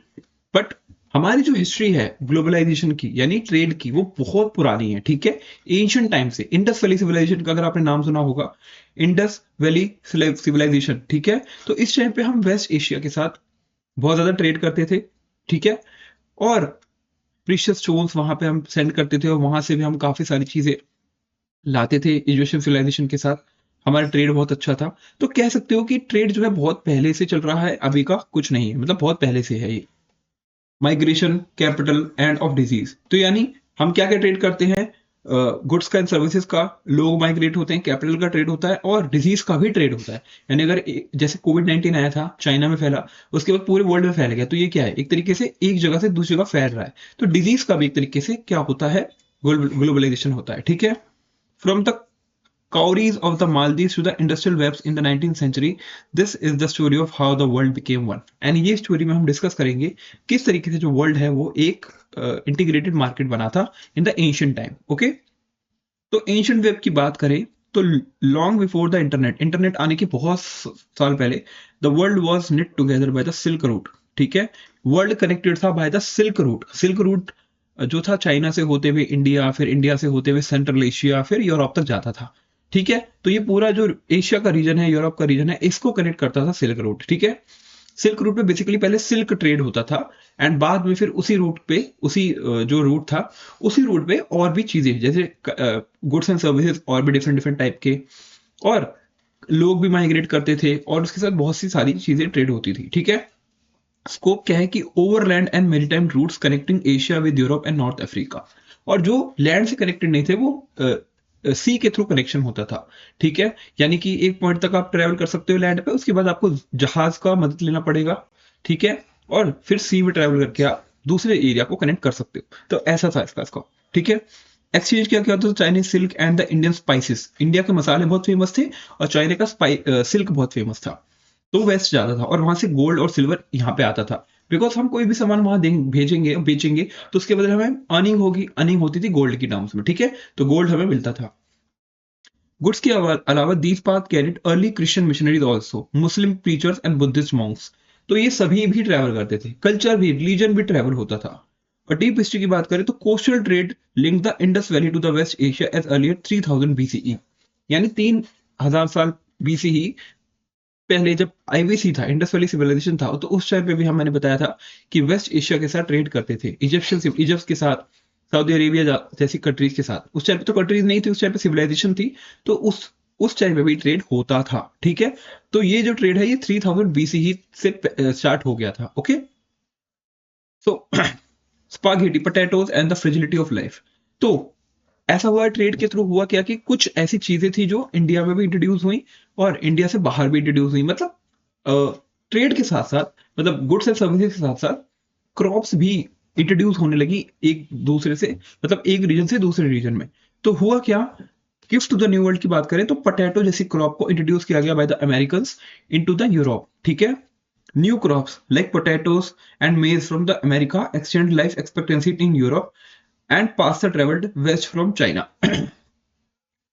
तो पास्ता जो है travelled west from the China, China से वेस्ट की तरफ आया और अमेरिका ने पोटैटो जैसे क्रॉप को इंट्रोड्यूस किया कहाँ पे, यूरोप में। ठीक है, और इतनी ज्यादा प्रोडक्शन हुई कि जो फूड सिक्योरिटी की जो प्रॉब्लम थी वो सॉल्व हो गई यूरोप में after introduction of the potato. But इसमें इसके ऊपर इतनी ज्यादा डिपेंडेंसी हो गई थी लोगों की पोटैटो के ऊपर, जिससे हुआ क्या कि एक Irish peasant became so reliant on the potato that the blight of 1845 में जब इसकी क्रॉप नष्ट हुई तो करीबन 10 लाख जो लोग थे वो भूख के मारे मर गए, डाइट हो गए, बिकॉज एक डिपेंडेंसी बन गई थी पोटैटो के ऊपर और पोटैटो ही लोग ज्यादा कंज्यूम कर रहे थे। तो ऐसे मतलब कह सकते हो एक नई चीज आई तो उसने फूड सिक्योरिटी बढ़ाई भी, बट एक तरीके से वो उसने लोगों के अंदर काफी ज्यादा दिक्कतें भी पैदा करी, like this one. Okay, let's move further. Okay, बात करेंगे द वायलेंट इंटीग्रेशन की, जो कि 1500 से 1700 के बीच में हुआ क्या कि इसमें स्मॉल पॉक्स जो डिजीज थी वो यूरोप से नॉर्थ अमेरिका में ट्रेवल हुई। ओके, स्मॉल पॉक्स एक डिजीज थी जो नॉर्थ अमेरिका से यूरोप से नॉर्थ अमेरिका ट्रेवल हुई। The world shrank in the 16th century but the catalyst was biological warfare. यहाँ पे कैटलिस्ट क्या था, बायोलॉजिकल वॉरफेयर, जैसे कि disease smallpox decimated native American communities who had no immunity, paving the way for conquest। होता क्या था कि जो यूरोपियन लोग थे उनके अंदर इम्यूनिटी आ गई थी स्मॉल पॉक्स के खिलाफ, बट अमेरिका जो थे काफी आइसोलेटेड प्लेस था तो उनके पास इम्यूनिटी नहीं थी स्मॉल पॉक्स के खिलाफ। तो हुआ क्या कि यहाँ के लोग बहुत ज्यादा बीमार पड़ने लगे और लोगों की काफी ज्यादा डेथ होने लगी। ठीक है, बहुत ज्यादा डेथ होने लगी लोगों की, और इसी के चलते ये इस एरिया को कॉन्क्वेस्ट भी किया गया, नॉर्थ अमेरिका को। ठीक है, यूरोपियंस द्वारा। ठीक है, तो natives were near all demand of smallpox so as the lord hath they cleared our title to what we possess. John Winthrop ने 1634 में ऐसा कहा था। यानी यहाँ पे बायोलॉजिकल वॉरफेयर के थ्रू ऐसा वर्ल्ड को श्रैंक किया गया। ठीक है, okay, the 19th century engine 1815 से 1914 में क्या हुआ, जो थ्री फ्लो ऑफ ग्लोबलाइजेशन था। पहला था ट्रेड, जिसमें गुड्स का ट्रेड होता था। ठीक है, ग्लोबल इकोनॉमी कैसे कनेक्टेड थी कि ट्रेड क्या होता था, गुड्स का ट्रेड होता था। फिर दूसरा लेबर का माइग्रेशन, यानी लोगों को लेके जाया जाता था और वहां पे जैसे कि प्लांटेशन फील्ड्स होती थी वहां पे काम कराया जाता था, तो लेबर का माइग्रेशन होता था। और थर्ड ट्रेड होता था फ्लो ऑफ कैपिटल या इन्वेस्टमेंट। ठीक है, three interwoven movements, goods, people and the money reshape the world economy. और इसने 19th सेंचुरी जो वर्ल्ड इकोनॉमी थी उसको कह सकते हो शेप दी। ठीक है, उसको शेप दी। सो केस स्टडी है कॉर्न लॉस के ऊपर। देखो, पॉपुलेशन जो ब्रिटेन में थी उसकी बहुत ज्यादा ग्रोथ होने लगी, तो डिमांड होने लगी फूड की। ठीक है, एंड कॉर्न लॉस जो है, corn and corn loss, import ban. हुआ क्या कि इंडस्ट्रीज फोर्स एबोलिशन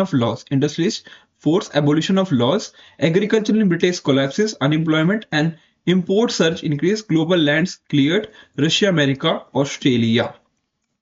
तो इस पूरे सिनेरियो में हुआ क्या कि 1815 में जब नेपोलियनिक वॉर्स हुए थे और नेपोलियन हार गया था बैटल ऑफ वाटरलू में, तो उसके बाद ब्रिटेन की गवर्नमेंट ने इंपोर्ट्स पे बैन लगा दिया। इंपोर्ट्स यानी कि कॉर्न जो है, कॉर्न में सीरियल्स आते हैं, ओट्स आते हैं, व्हीट आता है, वो सब पे बैन लगा दिया। यानी कि बाहर से कोई चीज यहाँ पे इंपोर्ट नहीं होगी। ऐसा उन्होंने इसलिए किया ताकि यहाँ पे जो डोमेस्टिक फूड के प्राइसेस हैं वो बढ़ते रहें, हाई हो जाएं, और जिससे वहां के जो लैंड ओनर्स हैं उनको फायदा मिले। ठीक है, तो टोरी गवर्नमेंट जो थी, ठीक है, लिवरपूल की, उन्होंने ऐसा किया। ऐसा इंपोर्ट बैन लगाया। बट इससे नुकसान होने लगा लोकल्स को।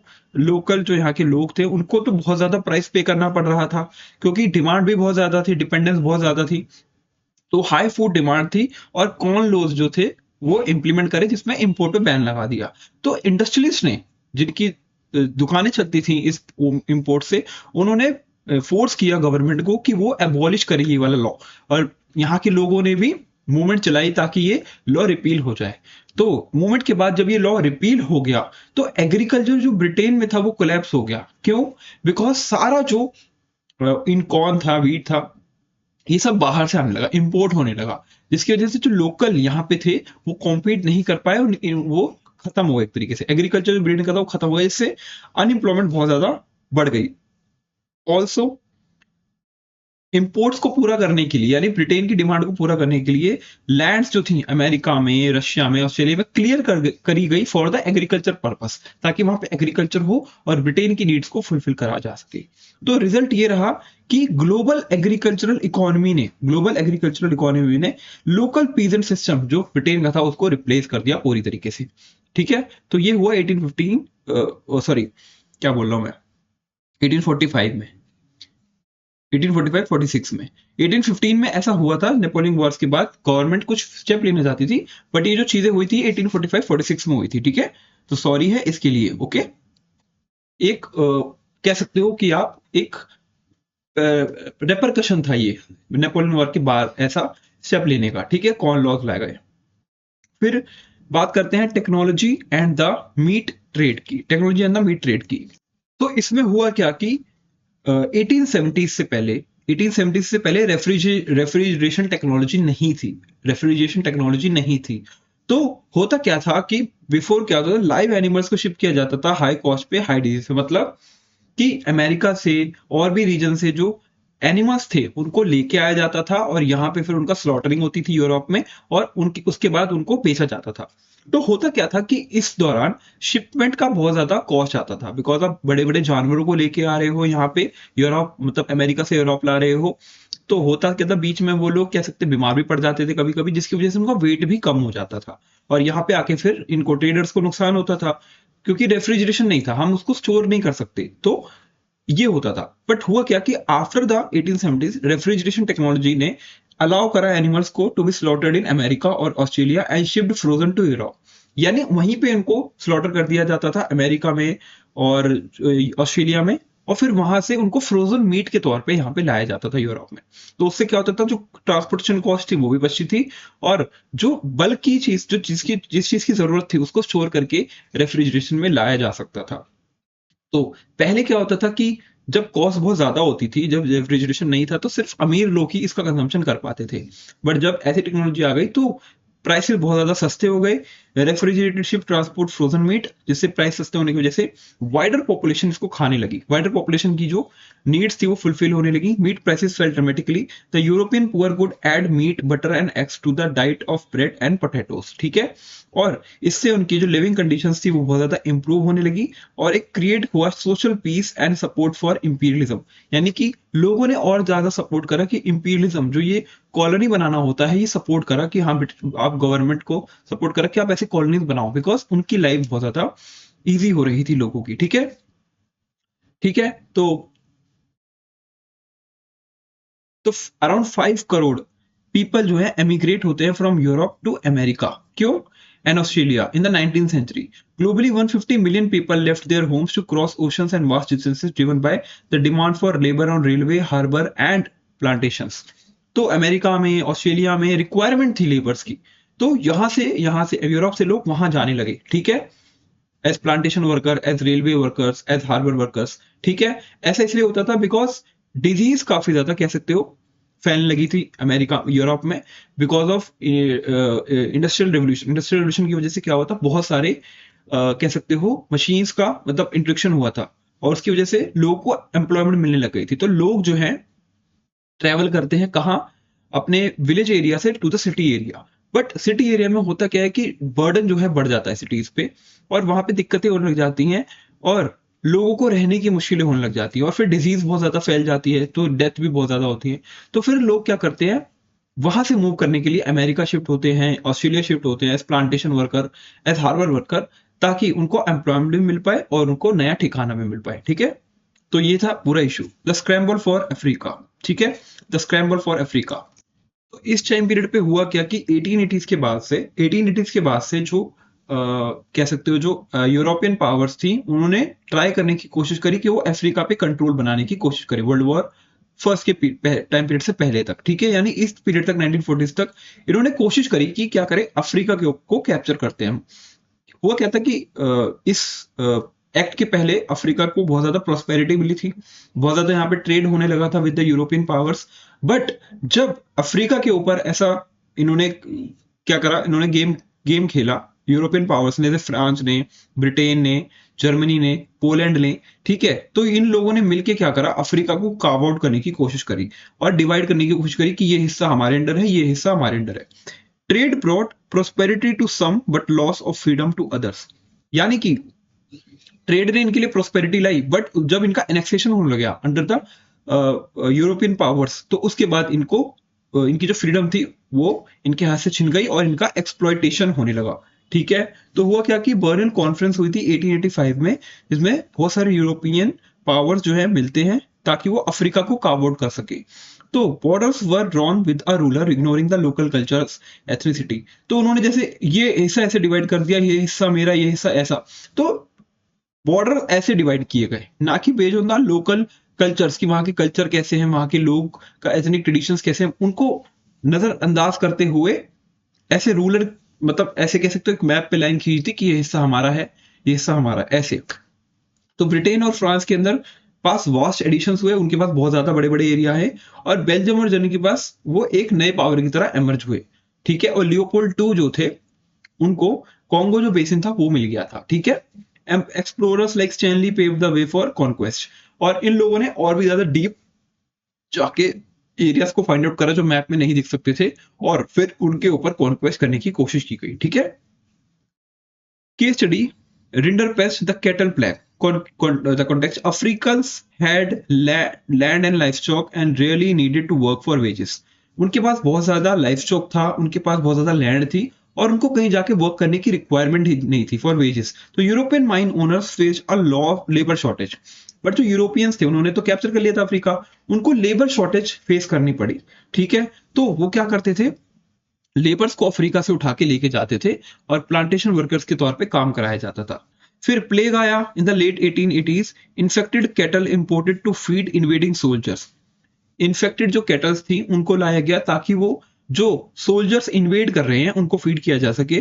Brought rinder paste, it spread like wild fire. और ये जो कैटल प्लेग था, ये बहुत तेजी से फैला वहां पे। ठीक है, और स्टेटिस्टिक्स की बात करें तो 90% of the African cattle were killed. इसमें 90% ऑफ द अफ्रीकन कैटल जो है मर गए थे। ठीक है, और कॉन्सिक्वेंस क्या हुआ कि the destruction of the livelihoods, जो डिस्ट्रक्शन हो गया था उनकी कैटल्स का अफ्रीकन की, उसने फोर्स करा अफ्रीकन को कि वो लेबर के तौर पे काम करें in market for mines and plantations.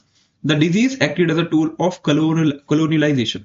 ठीक है, और ये डिजीज जो थी प्लेग की, इसने एक्ट किया था tool for colonization. Okay, new system of slavery, indentured labour. ठीक है, hundreds of thousands of Indian and Chinese labourers were hired. इन लोगों को हायर किया जाता था प्लांटेशन वर्कर्स के लिए इन द कैरिबियन। कैरिबियन कहां पे है, अमेरिका के पास एक जगह है कैरिबियन आइलैंड्स, वहां पे, वहां के लिए, मॉरिशस के लिए एंड फिजी के लिए। ट्रैप क्या था कि decline of cottage industries and rising rents in India. जैसे कि यहाँ पे कॉटेज इंडस्ट्रीज का डिस्ट्रक्शन कर दिया था ब्रिटिशर्स ने by establishing their own industries, और इंपोर्ट करते थे बाहर से cotton for the Indian markets. तो यहाँ की जो लोकल कॉटेज इंडस्ट्रीज थी वो डिस्ट्रॉय हो गई थी, जिसने फोर्स करा यहाँ के लोगों को कि वो मूव आउट करे। और यहाँ पे रेंट भी बहुत ज्यादा था, राइजिंग रेंट्स। ठीक है, तो इसकी वजह से उनको फोर्स किया गया, पुश किया गया कि वो मूव आउट करे। और पुल फैक्टर ये था कि फॉल्स प्रोमिस इन लोगों को दिए गए by the agents about destination and work. ठीक है, कि तुम लोग को अच्छा काम देंगे, अच्छा वर्क होगा, तुम्हारे को अच्छे पैसे मिलेंगे। रियलिटी थी कि हार्श कंडीशंस थी, बहुत कम राइट्स थे, और system describe as new slavery. इसको कहते हैं a kind of new slavery, नए तरीके से गुलाम बनाने का ये तरीका था। ठीक है, okay. Cultural fusion and the resilience, survival and synthesis, workers blended old traditions with new realities to create vibrant new cultures. तो लोग जो दूसरी दूसरी जगह से आए थे यहाँ पे काम करने के लिए, वो अपने आप को एक दूसरे से कनेक्शन फील करने लगे। ठीक है, और पुराने ट्रेडिशंस को ब्लेंड करके न्यू रियलिटीज उन्होंने बनाई, नए कल्चर्स का उन्होंने कह सकते हो स्थापना की। होसे, a rituals carnival in Trinidad transformed from Muharram procession. तो ये एक तरीके का कह सकते हो न्यू रियलिटी थी। होसे कह सकते हो राइटियस कार्निवल था। फिर म्यूजिक की बात करें तो chutney music and the Rastafarianism, ठीक है, reflect the deep cross cultural roots. Then legacy, Nobel prize winner V S Naipaul and cricketers like Shivnarine and Chanderpaul are descendants of this diaspora. Okay, तो वो भी इन्हीं के डिसेंडेंट हैं लीगेसी की अगर बात करें तो। ये बहुत ज्यादा इंपॉर्टेंट नहीं है बट समझने की जरूरत थी। तो 19th सेंचुरी की अगर बैलेंस शीट देखी जाए तो श्रिंक हो रहा था वर्ल्ड। 1914 में वर्ल्ड जो है श्रिंक हो गया। किस तरीके से? इंटीग्रेशन होने लगा, क्योंकि बहुत ज्यादा जो पावर्स थी, बहुत ज्यादा जो कंट्रीज थी वो किसके अंडर में थी? यूरोपियन पावर्स के अंदर में थी, उनकी कॉलोनी थी, ठीक है। तो world as a single economic unit treat होने लगा, फास्टर इकोनॉमिक ग्रोथ होने लगी और टेक्नोलॉजिकल एडवांसमेंट जैसे स्टीम और रेलवे जो है फैलने लगी। बट इसके नुकसान क्या थे? डिस्प्लेसमेंट होता था, लॉस ऑफ फ्रीडम, यानी कलोनियलिज्म के थ्रू फ्रीडम का लॉस होता था। इकोनॉमी तो एक इंटीग्रेट हो गई क्योंकि सारी जगह पे कौन थे? यूरोपियंस ही थे, बट उनकी जो एग्जिस्टिंग कंट्रीज थी उनका जो फ्रीडम था वो एक्सप्लॉइट होता था। और great misery for the labourers के लिए बहुत ज्यादा दुखद चीज थी ये। और new forms of coercion, indenture, ठीक है, जैसे कि हमने देखा न्यू काइंड ऑफ स्लेवरी जो है आने लगी। तो world was brought closer together, world जो है क्लोज तो आ गया। ये डीप वेजेस ऑफ इनइक्वालिटी बढ़ने लगी, were driven between the nations, ठीक है। The legacy of connection, the global interconnectedness we experience today is not a new phenomena. ये एक नया फिनोमेना नहीं है, ठीक है। It is a result of centuries of flows, और यानी कि ये बहुत पहले से चली आ रही हैं सारी चीजें। यानी from the silk route traveller to the indentured labour, from the movement of potatoes to the spread of viruses like smallpox, our lives are shaped by this complex history. तो हमारी जो लाइफ है ये complex history से जुड़ी हुई है। Understanding this past is essential, और इसको अंडरस्टैंड करना जरूरी है to navigate the future of our shared shrinking world, ठीक है, to navigate the future of our shared shrinking world, ठीक है। हमने चैप्टर कंप्लीट कर लिया, अब हम बढ़ते हैं नेक्स्ट चैप्टर की तरफ, और वो है the age of industrialisation. So chapter 4 is not a part of our syllabus, यानी कि 2026 बोर्ड्स की एग्जामिनेशन है तो चैप्टर 4 नहीं आएगा, ठीक है। हम मूव करते हैं towards chapter number 5, print culture and the modern world. Okay, so print culture को एक साइलेंट रेवोल्यूशन के तौर पे देखा जा रहा था। मतलब देखो, प्रिंट कल्चर मतलब किस तरीके से जो प्रिंट कल्चर है वो ऑल ओवर वर्ल्ड में फैला, ठीक है, अलग अलग कंट्रीज के द्वारा फैला। तो वो पूरी हिस्ट्री हम जानेंगे। So we live in a world saturated by printed matter, यानी हम ऐसे वर्ल्ड में रह रहे हैं जहां पे हर जगह आपको बुक्स, प्रिंटेड मैटर आपको हर जगह मिलेगा, ठीक है। Yet we often lack the imagination to conceive a time before it. But ये सारी चीजें यहाँ पे पहुंची कैसे, हम यहाँ पे आए कैसे? ये जो बुक्स का भंडार है हम इसके पास पहुंचे कैसे, यानी इसके पहले कैसे था, प्रिंट कल्चर की स्टार्टिंग कैसे हुई थी, ये भी जानना बहुत जरूरी है। The history of print is not merely a technical evolution, it is the history of how the modern world was shaped, ठीक है। तो बढ़ते हैं आगे।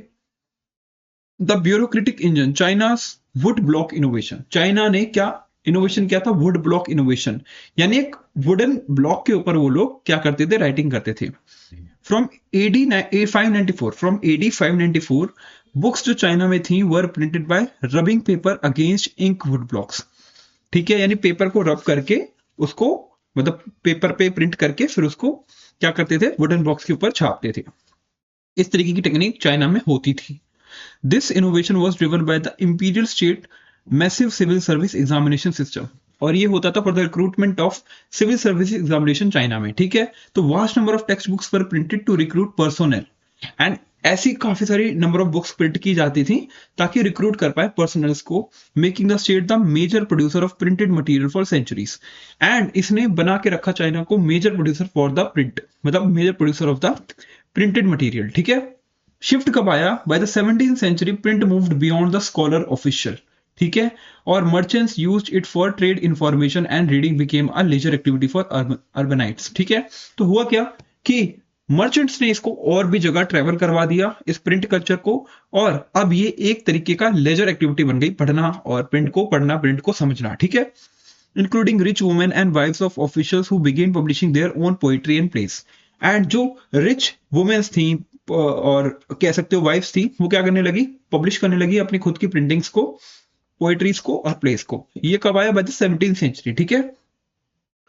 सो pictures of the floating world अगर बात करें तो in the late 18th century, in the late 18th century Edo print culture flourished in the form of ukiyo e depictions, ठीक है। ये नेम है एक लेडी का, यूकियो डिपिक्शंस के फॉर्म में प्रिंट कल्चर फैन लगा जापान में, ठीक है। Of ordinary human experiences, artist like Kitagawa Utamaro, ठीक है, थोड़ा सा कंफ्यूजिंग नेम है, ठीक है। Immortalize the urban culture of tea houses artists and courtesans, ठीक है। तो उनको जनरल जो कह सकते हो आम लोगों की जिंदगी है उसको प्रिंट कल्चर में दिखाने लगे, लाइक दिस वन, ठीक है।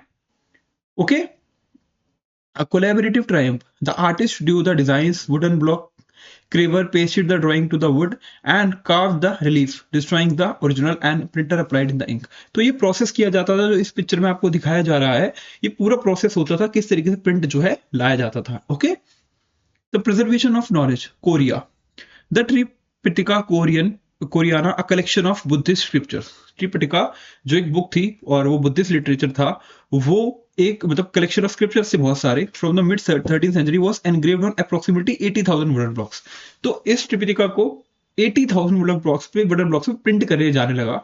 अ feat inscribed on the UNESCO memory of the world register, और इसको यूनेस्को वर्ल्ड मेमोरी में, मतलब यूनेस्को वर्ल्ड हेरिटेज साइट जो होती है उसमें भी इसको रजिस्टर किया गया इस कारनामे को, ठीक है। टेक्नोलॉजी नोट की बात करें तो while wooden blocks dominated, Korea also produce like the Jikji late 14th century, which stands as one of the world's oldest books. Korea also produced the जिग्ज, ठीक है, 14th century, which stand as one of the world's oldest books, ठीक है, जो print हुए थे with movable metal type, predating the European press. Okay, from olive press to the printing press. तो ये जो है, ये टेक्निक जो है एमर्ज, मतलब इवोल्यूशन हुआ। पहले जो है ऑलिव प्रेस होता था, फिर हम प्रिंटिंग प्रेस की तरफ आ गए। Okay, Johann Gutenberg, a master goldsmith from Strasbourg, adapted the technology of olive and wine presses to create the first printing press in the 1430s. तो गुटनबर्ग जी ने क्या 1430s में फर्स्ट टाइम ऑलिव का इस्तेमाल करते हुए, ठीक है, टेक्नोलॉजी का इस्तेमाल करते हुए, वाइन और ऑलिव का इस्तेमाल करते हुए उन्होंने क्या करा, फर्स्ट प्रिंटिंग प्रेस बनाई, ठीक है, in the 1430s. He devised metal types for the 26 Roman alphabet characters. और जो रोमन कैरेक्टर्स थे 25 अल्फाबेट्स के, उसके वो उन्होंने क्या बनाए, मेटल के टाइप्स बनाए डिफरेंट डिफरेंट। ओके, उसके बाद शिफ्ट हुआ द वेलोसिटी शिफ्ट, गुटेनबर्ग्स बाइबल। फिर गुटेनबर्ग ने 180 कॉपीज बनाई बाइबल्स की, और उसको बनाने में उनको 3 साल लगे, ठीक है। फिर second half in the 15th century 20 million books बनाई, और 16th सेंचुरी में 200 मिलियन बुक्स को बनाया गया, ठीक है। बाद में एस्थेटिक कम्युनिटी की बात करें तो early printed books mimicked manuscripts, metal letters imitated handwriting, and borders were emulated by hand to appeal to elites who viewed printed books as cheap vulgarities. और इस तरीके से कुछ डिजाइन बनाने लगे बुक्स के अंदर, ताकि वो देखने में आकर्षित लगे लोगों को और देखने में सुंदर लगे, ठीक है।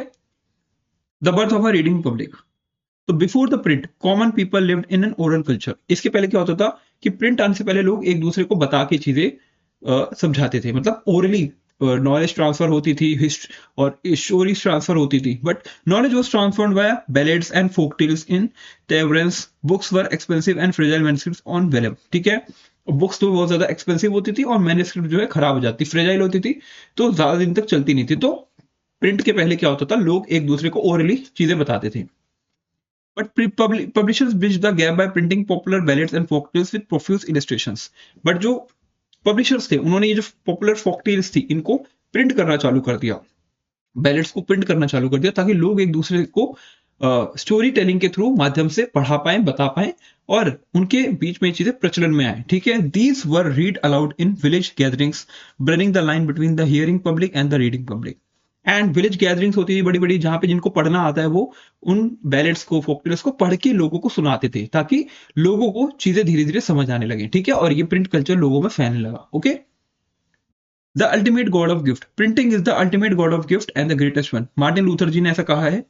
कैटलिस्ट की बात करें तो 1570 Martin Luther posted his 95 thesis challenging the Roman Catholic church. उन्होंने अपनी 95 थीसिस एक बुक प्रिंट करी, और उसमें उन्होंने रोमन कैथोलिक चर्च को क्या करा, चैलेंज करा। Thanks to the press his writings were reproduced in vast numbers, and उनकी जो मार्टिन लूथर किंग जी की जो राइटिंग्स थी वो उनको वास्टली प्रोड्यूस किया गया। His translation of the new testament sold 5000 copies in a week, और एक हफ्ते में 5000 कॉपीज उनकी बिक गई थी।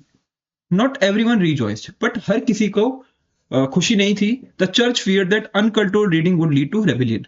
उनको ये डर था कि अगर इतनी ज्यादा लोग पढ़ने लगेंगे, समझ आने लगेगा लोगों को चीजें, तो वो रिबेल कर सकते हैं, उनके खिलाफ रिबेल कर सकते हैं, उनके खिलाफ आवाज उठा सकते हैं। They established the index of prohibited books in 1558 to clamp down on heretical ideas. और ये जो हेरिटिकल आइडियाज थे जो चर्च के खिलाफ फैलाए जा रहे थे, उन पे उन्होंने रोक लगा दी by prohibiting books. Index of prohibited books, उसमें बहुत सारी बुक्स के नाम लिखे गए जिनको पढ़ना अलाउड नहीं था, ठीक है, प्रोहिबिटेड था। और ये 1558 में ऐसा किया गया। The Miller who thought of for himself in the 16th century, Menuccio, a simple miller in Italy, एक सिंपल मिलर थे इटली में, बिगेन रीडिंग बुक्स, इन्होंने बुक्स पढ़ना स्टार्ट करा अवेलेबल इन हिज लोकेलिटी, और इन्होंने रीइंटरप्रेट करा बाइबल को formulating a view of God that enraged the church. और उन्होंने एक नया व्यू दिया, दुनिया को नया व्यू देने की कोशिश करी, ठीक है, रीइंटरप्रिटेशन करने के बाद। तो Menuccio was hauled up by the Inquisition twice and ultimately executed, ठीक है। तो इस एक्ट के बाद उनको मार दिया गया, एग्जीक्यूट कर दिया गया। History illustrated that the elites fear, और ये दर्शाता है कि एलीट लोग कितना डरते हैं अगर हम उनके खिलाफ बात करते हैं, और ये सब चीजें जो हो रही हैं, उनके ऑपरेसिव टास्क थे, जब ये उनके खिलाफ बात करते हैं तो कैसा उनको लगता है। That print would stimulate distinctive individual interpretations of faith even among the working class. Okay, so tremble tyrants of the world, ठीक है। लुई सेबेस्टियन मर्सियर ने ये लिखा कि the printing press is the most powerful engine of progress, ठीक है। जो printing press है मोस्ट पावरफुल इंजन है प्रोग्रेस का। और tremble therefore tyrants of the world, tremble before the virtual writer. और उन्होंने क्या कहा कि आप मतलब उन्होंने ऐसे प्रमोट करा प्रिंटिंग को ताकि वो पढ़े, और ये जो एब्सोल्यूटिस्ट इंस्टीट्यूशंस हैं और ये जो चर्च हैं जो ऐसे टास्क कर रहे हैं, उनके खिलाफ लोगों के अंदर जागरूकता फैले, जो वो एक्सप्लॉइटेशन कर रहे हैं उनके खिलाफ लोगों के अंदर सारी चीजें नॉलेज फैले, ठीक है। Enlightenment, by the mid 18th century thinkers like Voltaire and Rousseau were widely read, ठीक है। 18th century तक वोल्टेयर एंड रूसो को बहुत ज्यादा लोग पढ़ने लगे। Their texts attacked the sacred authority of the church and despotic power of the state, arguing for the rule of reason, ठीक है। और चर्च के खिलाफ, इन अथॉरिटीज के खिलाफ लोगों ने आवाज उठानी स्टार्ट कर दी। Church and the despotic power of the state arguing for the rule of reason, ठीक है। ये सब चीजें होने लगी। Print and the French revolution, okay. तो हमने जैसे पढ़ा था कि थर्ड एस्टेट जो है बहुत ज्यादा बर्डन फेस कर रही थी 9th क्लास में, चैप्टर 1 जो हमारा था फ्रेंच रेवोल्यूशन का, उसमें हमने पढ़ा था जो हमारी थर्ड क्लास थी, क्लर्जी और नोबिलिटी का बर्डन वो लोग सह रहे थे। तो historians argue that print created the conditions for revolution. तो हिस्टोरियंस ये भी कहते हैं जैसे रूसो और वोल्टेयर जैसे इनके आइडियाज थे लिबर्टी के, फंडामेंटल राइट्स के, ठीक है, फ्रीडम के, ये आइडियाज कैसे लोगों में फैले थ्रू द प्रिंट कल्चर, ठीक है। It didn't force people to act, इसने लोगों को फोर्स नहीं करा कि वो एक्ट करें, but it open the possibility for questioning the status को। बट उनके अंदर एक पॉसिबिलिटी आ गई, उनके अंदर एक जागरूकता आ गई कि हाँ वो क्वेश्चन कर सकते हैं अथॉरिटीज को। And by the 1780s, an outpouring of literature mocked the royalties morality, ठीक है।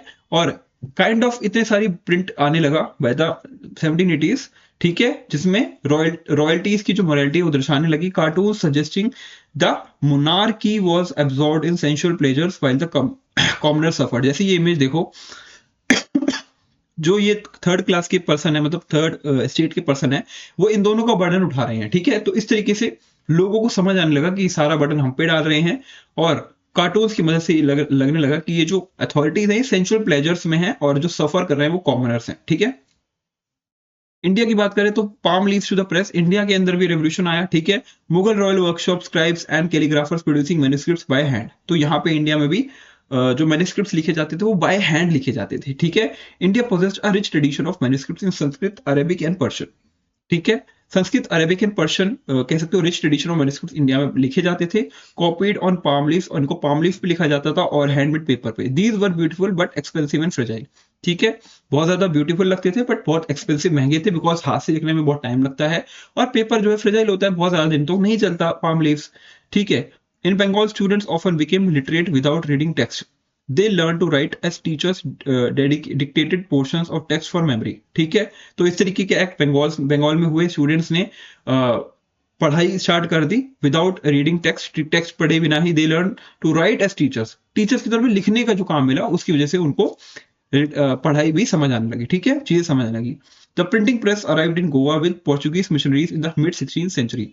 एंड गोवा के अंदर पोर्चुगीज ने प्रिंट कल्चर लाए, प्रिंटिंग प्रेस लाए। ठीक है, however the English press did not grow until the late 17th century by the East India Company। और इंग्लिश प्रेस को डेवलप होने में एक सेंचुरी और लग गई, और लेट 17th सेंचुरी तक ब्रिटिशर्स की जो ईस्ट इंडिया कंपनी की जो प्रिंटिंग प्रेस थी वो यहाँ पे स्टैब्लिश हो गई।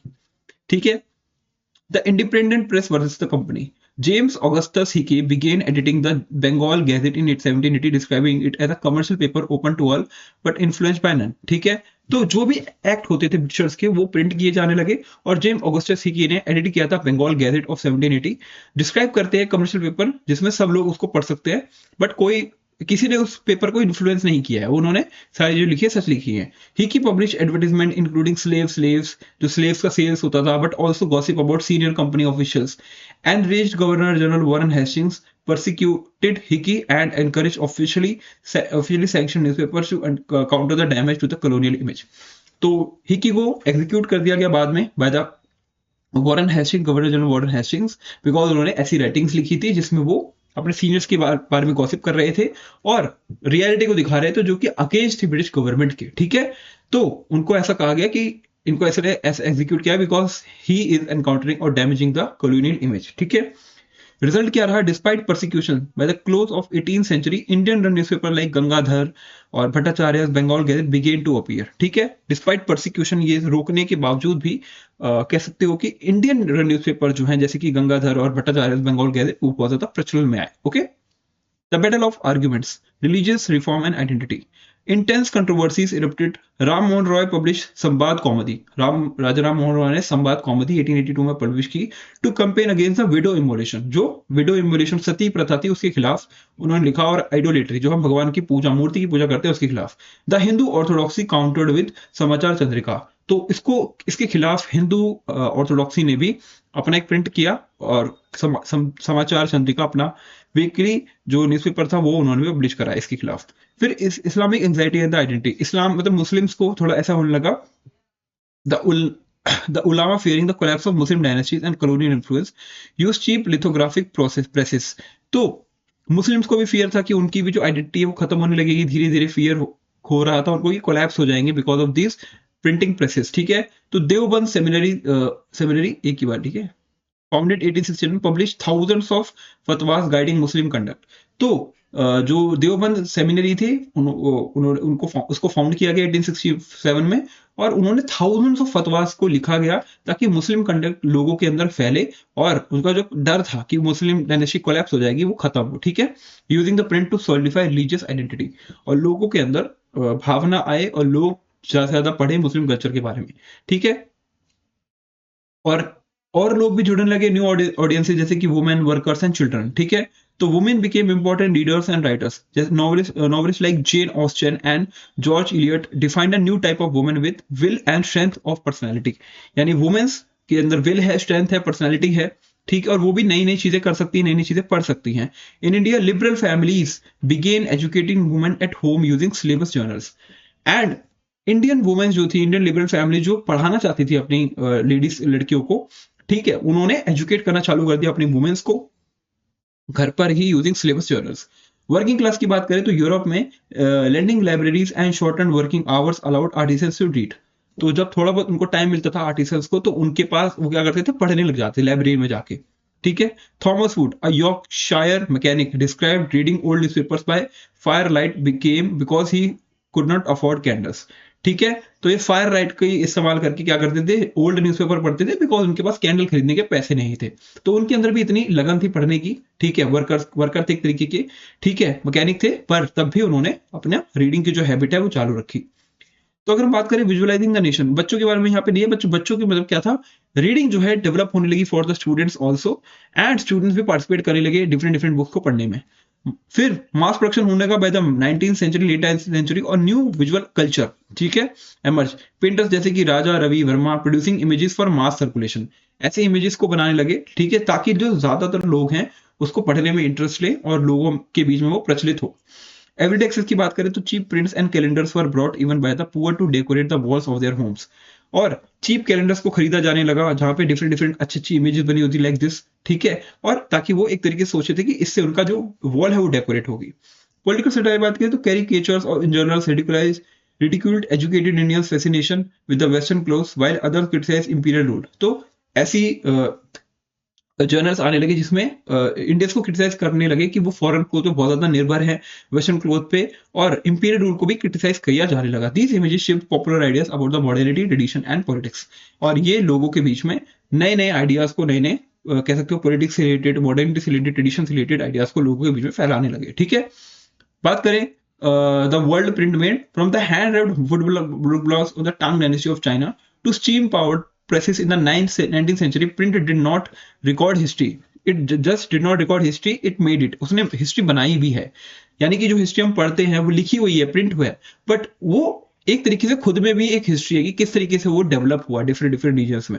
It fuelled the reformation in Europe, the enlightenment in France and the rise of nationalism in India, ठीक है। It turn the exclusive hearing public into an inclusive reading public, and इसने turn करा hearing public जो सिर्फ सुनती थी into a reading public, ठीक है, जो पढ़ने लगी। The democratization of power began with the democratization of the world, and power का डेमोक्रेटाइजेशन जब भी होगा जब वर्ल्ड का डेमोक्रेटाइजेशन होगा, ठीक है। तो इसी के साथ हमारा जो हिस्ट्री का पोर्शन है, ठीक है, वो कंप्लीट होता है। काफी सारी चीजें आपको लगेंगी कि हमने मिस करी है, बट वो हमने मिस नहीं करी, जो इंपॉर्टेंट चीजें थी वो हमने सारी कवर करी हैं। हिस्ट्री के जो नोट्स हैं, कंप्लीट नोट्स जो बहुत इजी लैंग्वेज में होंगे, जो आपको बहुत इजीली समझ आएंगे, वो मैं अपलोड कर दूंगा अपने टेलीग्राम चैनल पे, जहां पे मैं ये पीपीटी भी अपलोड कर दूंगा, ठीक है। और चैप्टर 4 हमने नहीं करा because they are it is not a part of our syllabus, ठीक है। वो असेसमेंट के अंदर आपका कवर हो जाएगा, बट यहाँ बोर्ड्स में नहीं आएगा, ठीक है।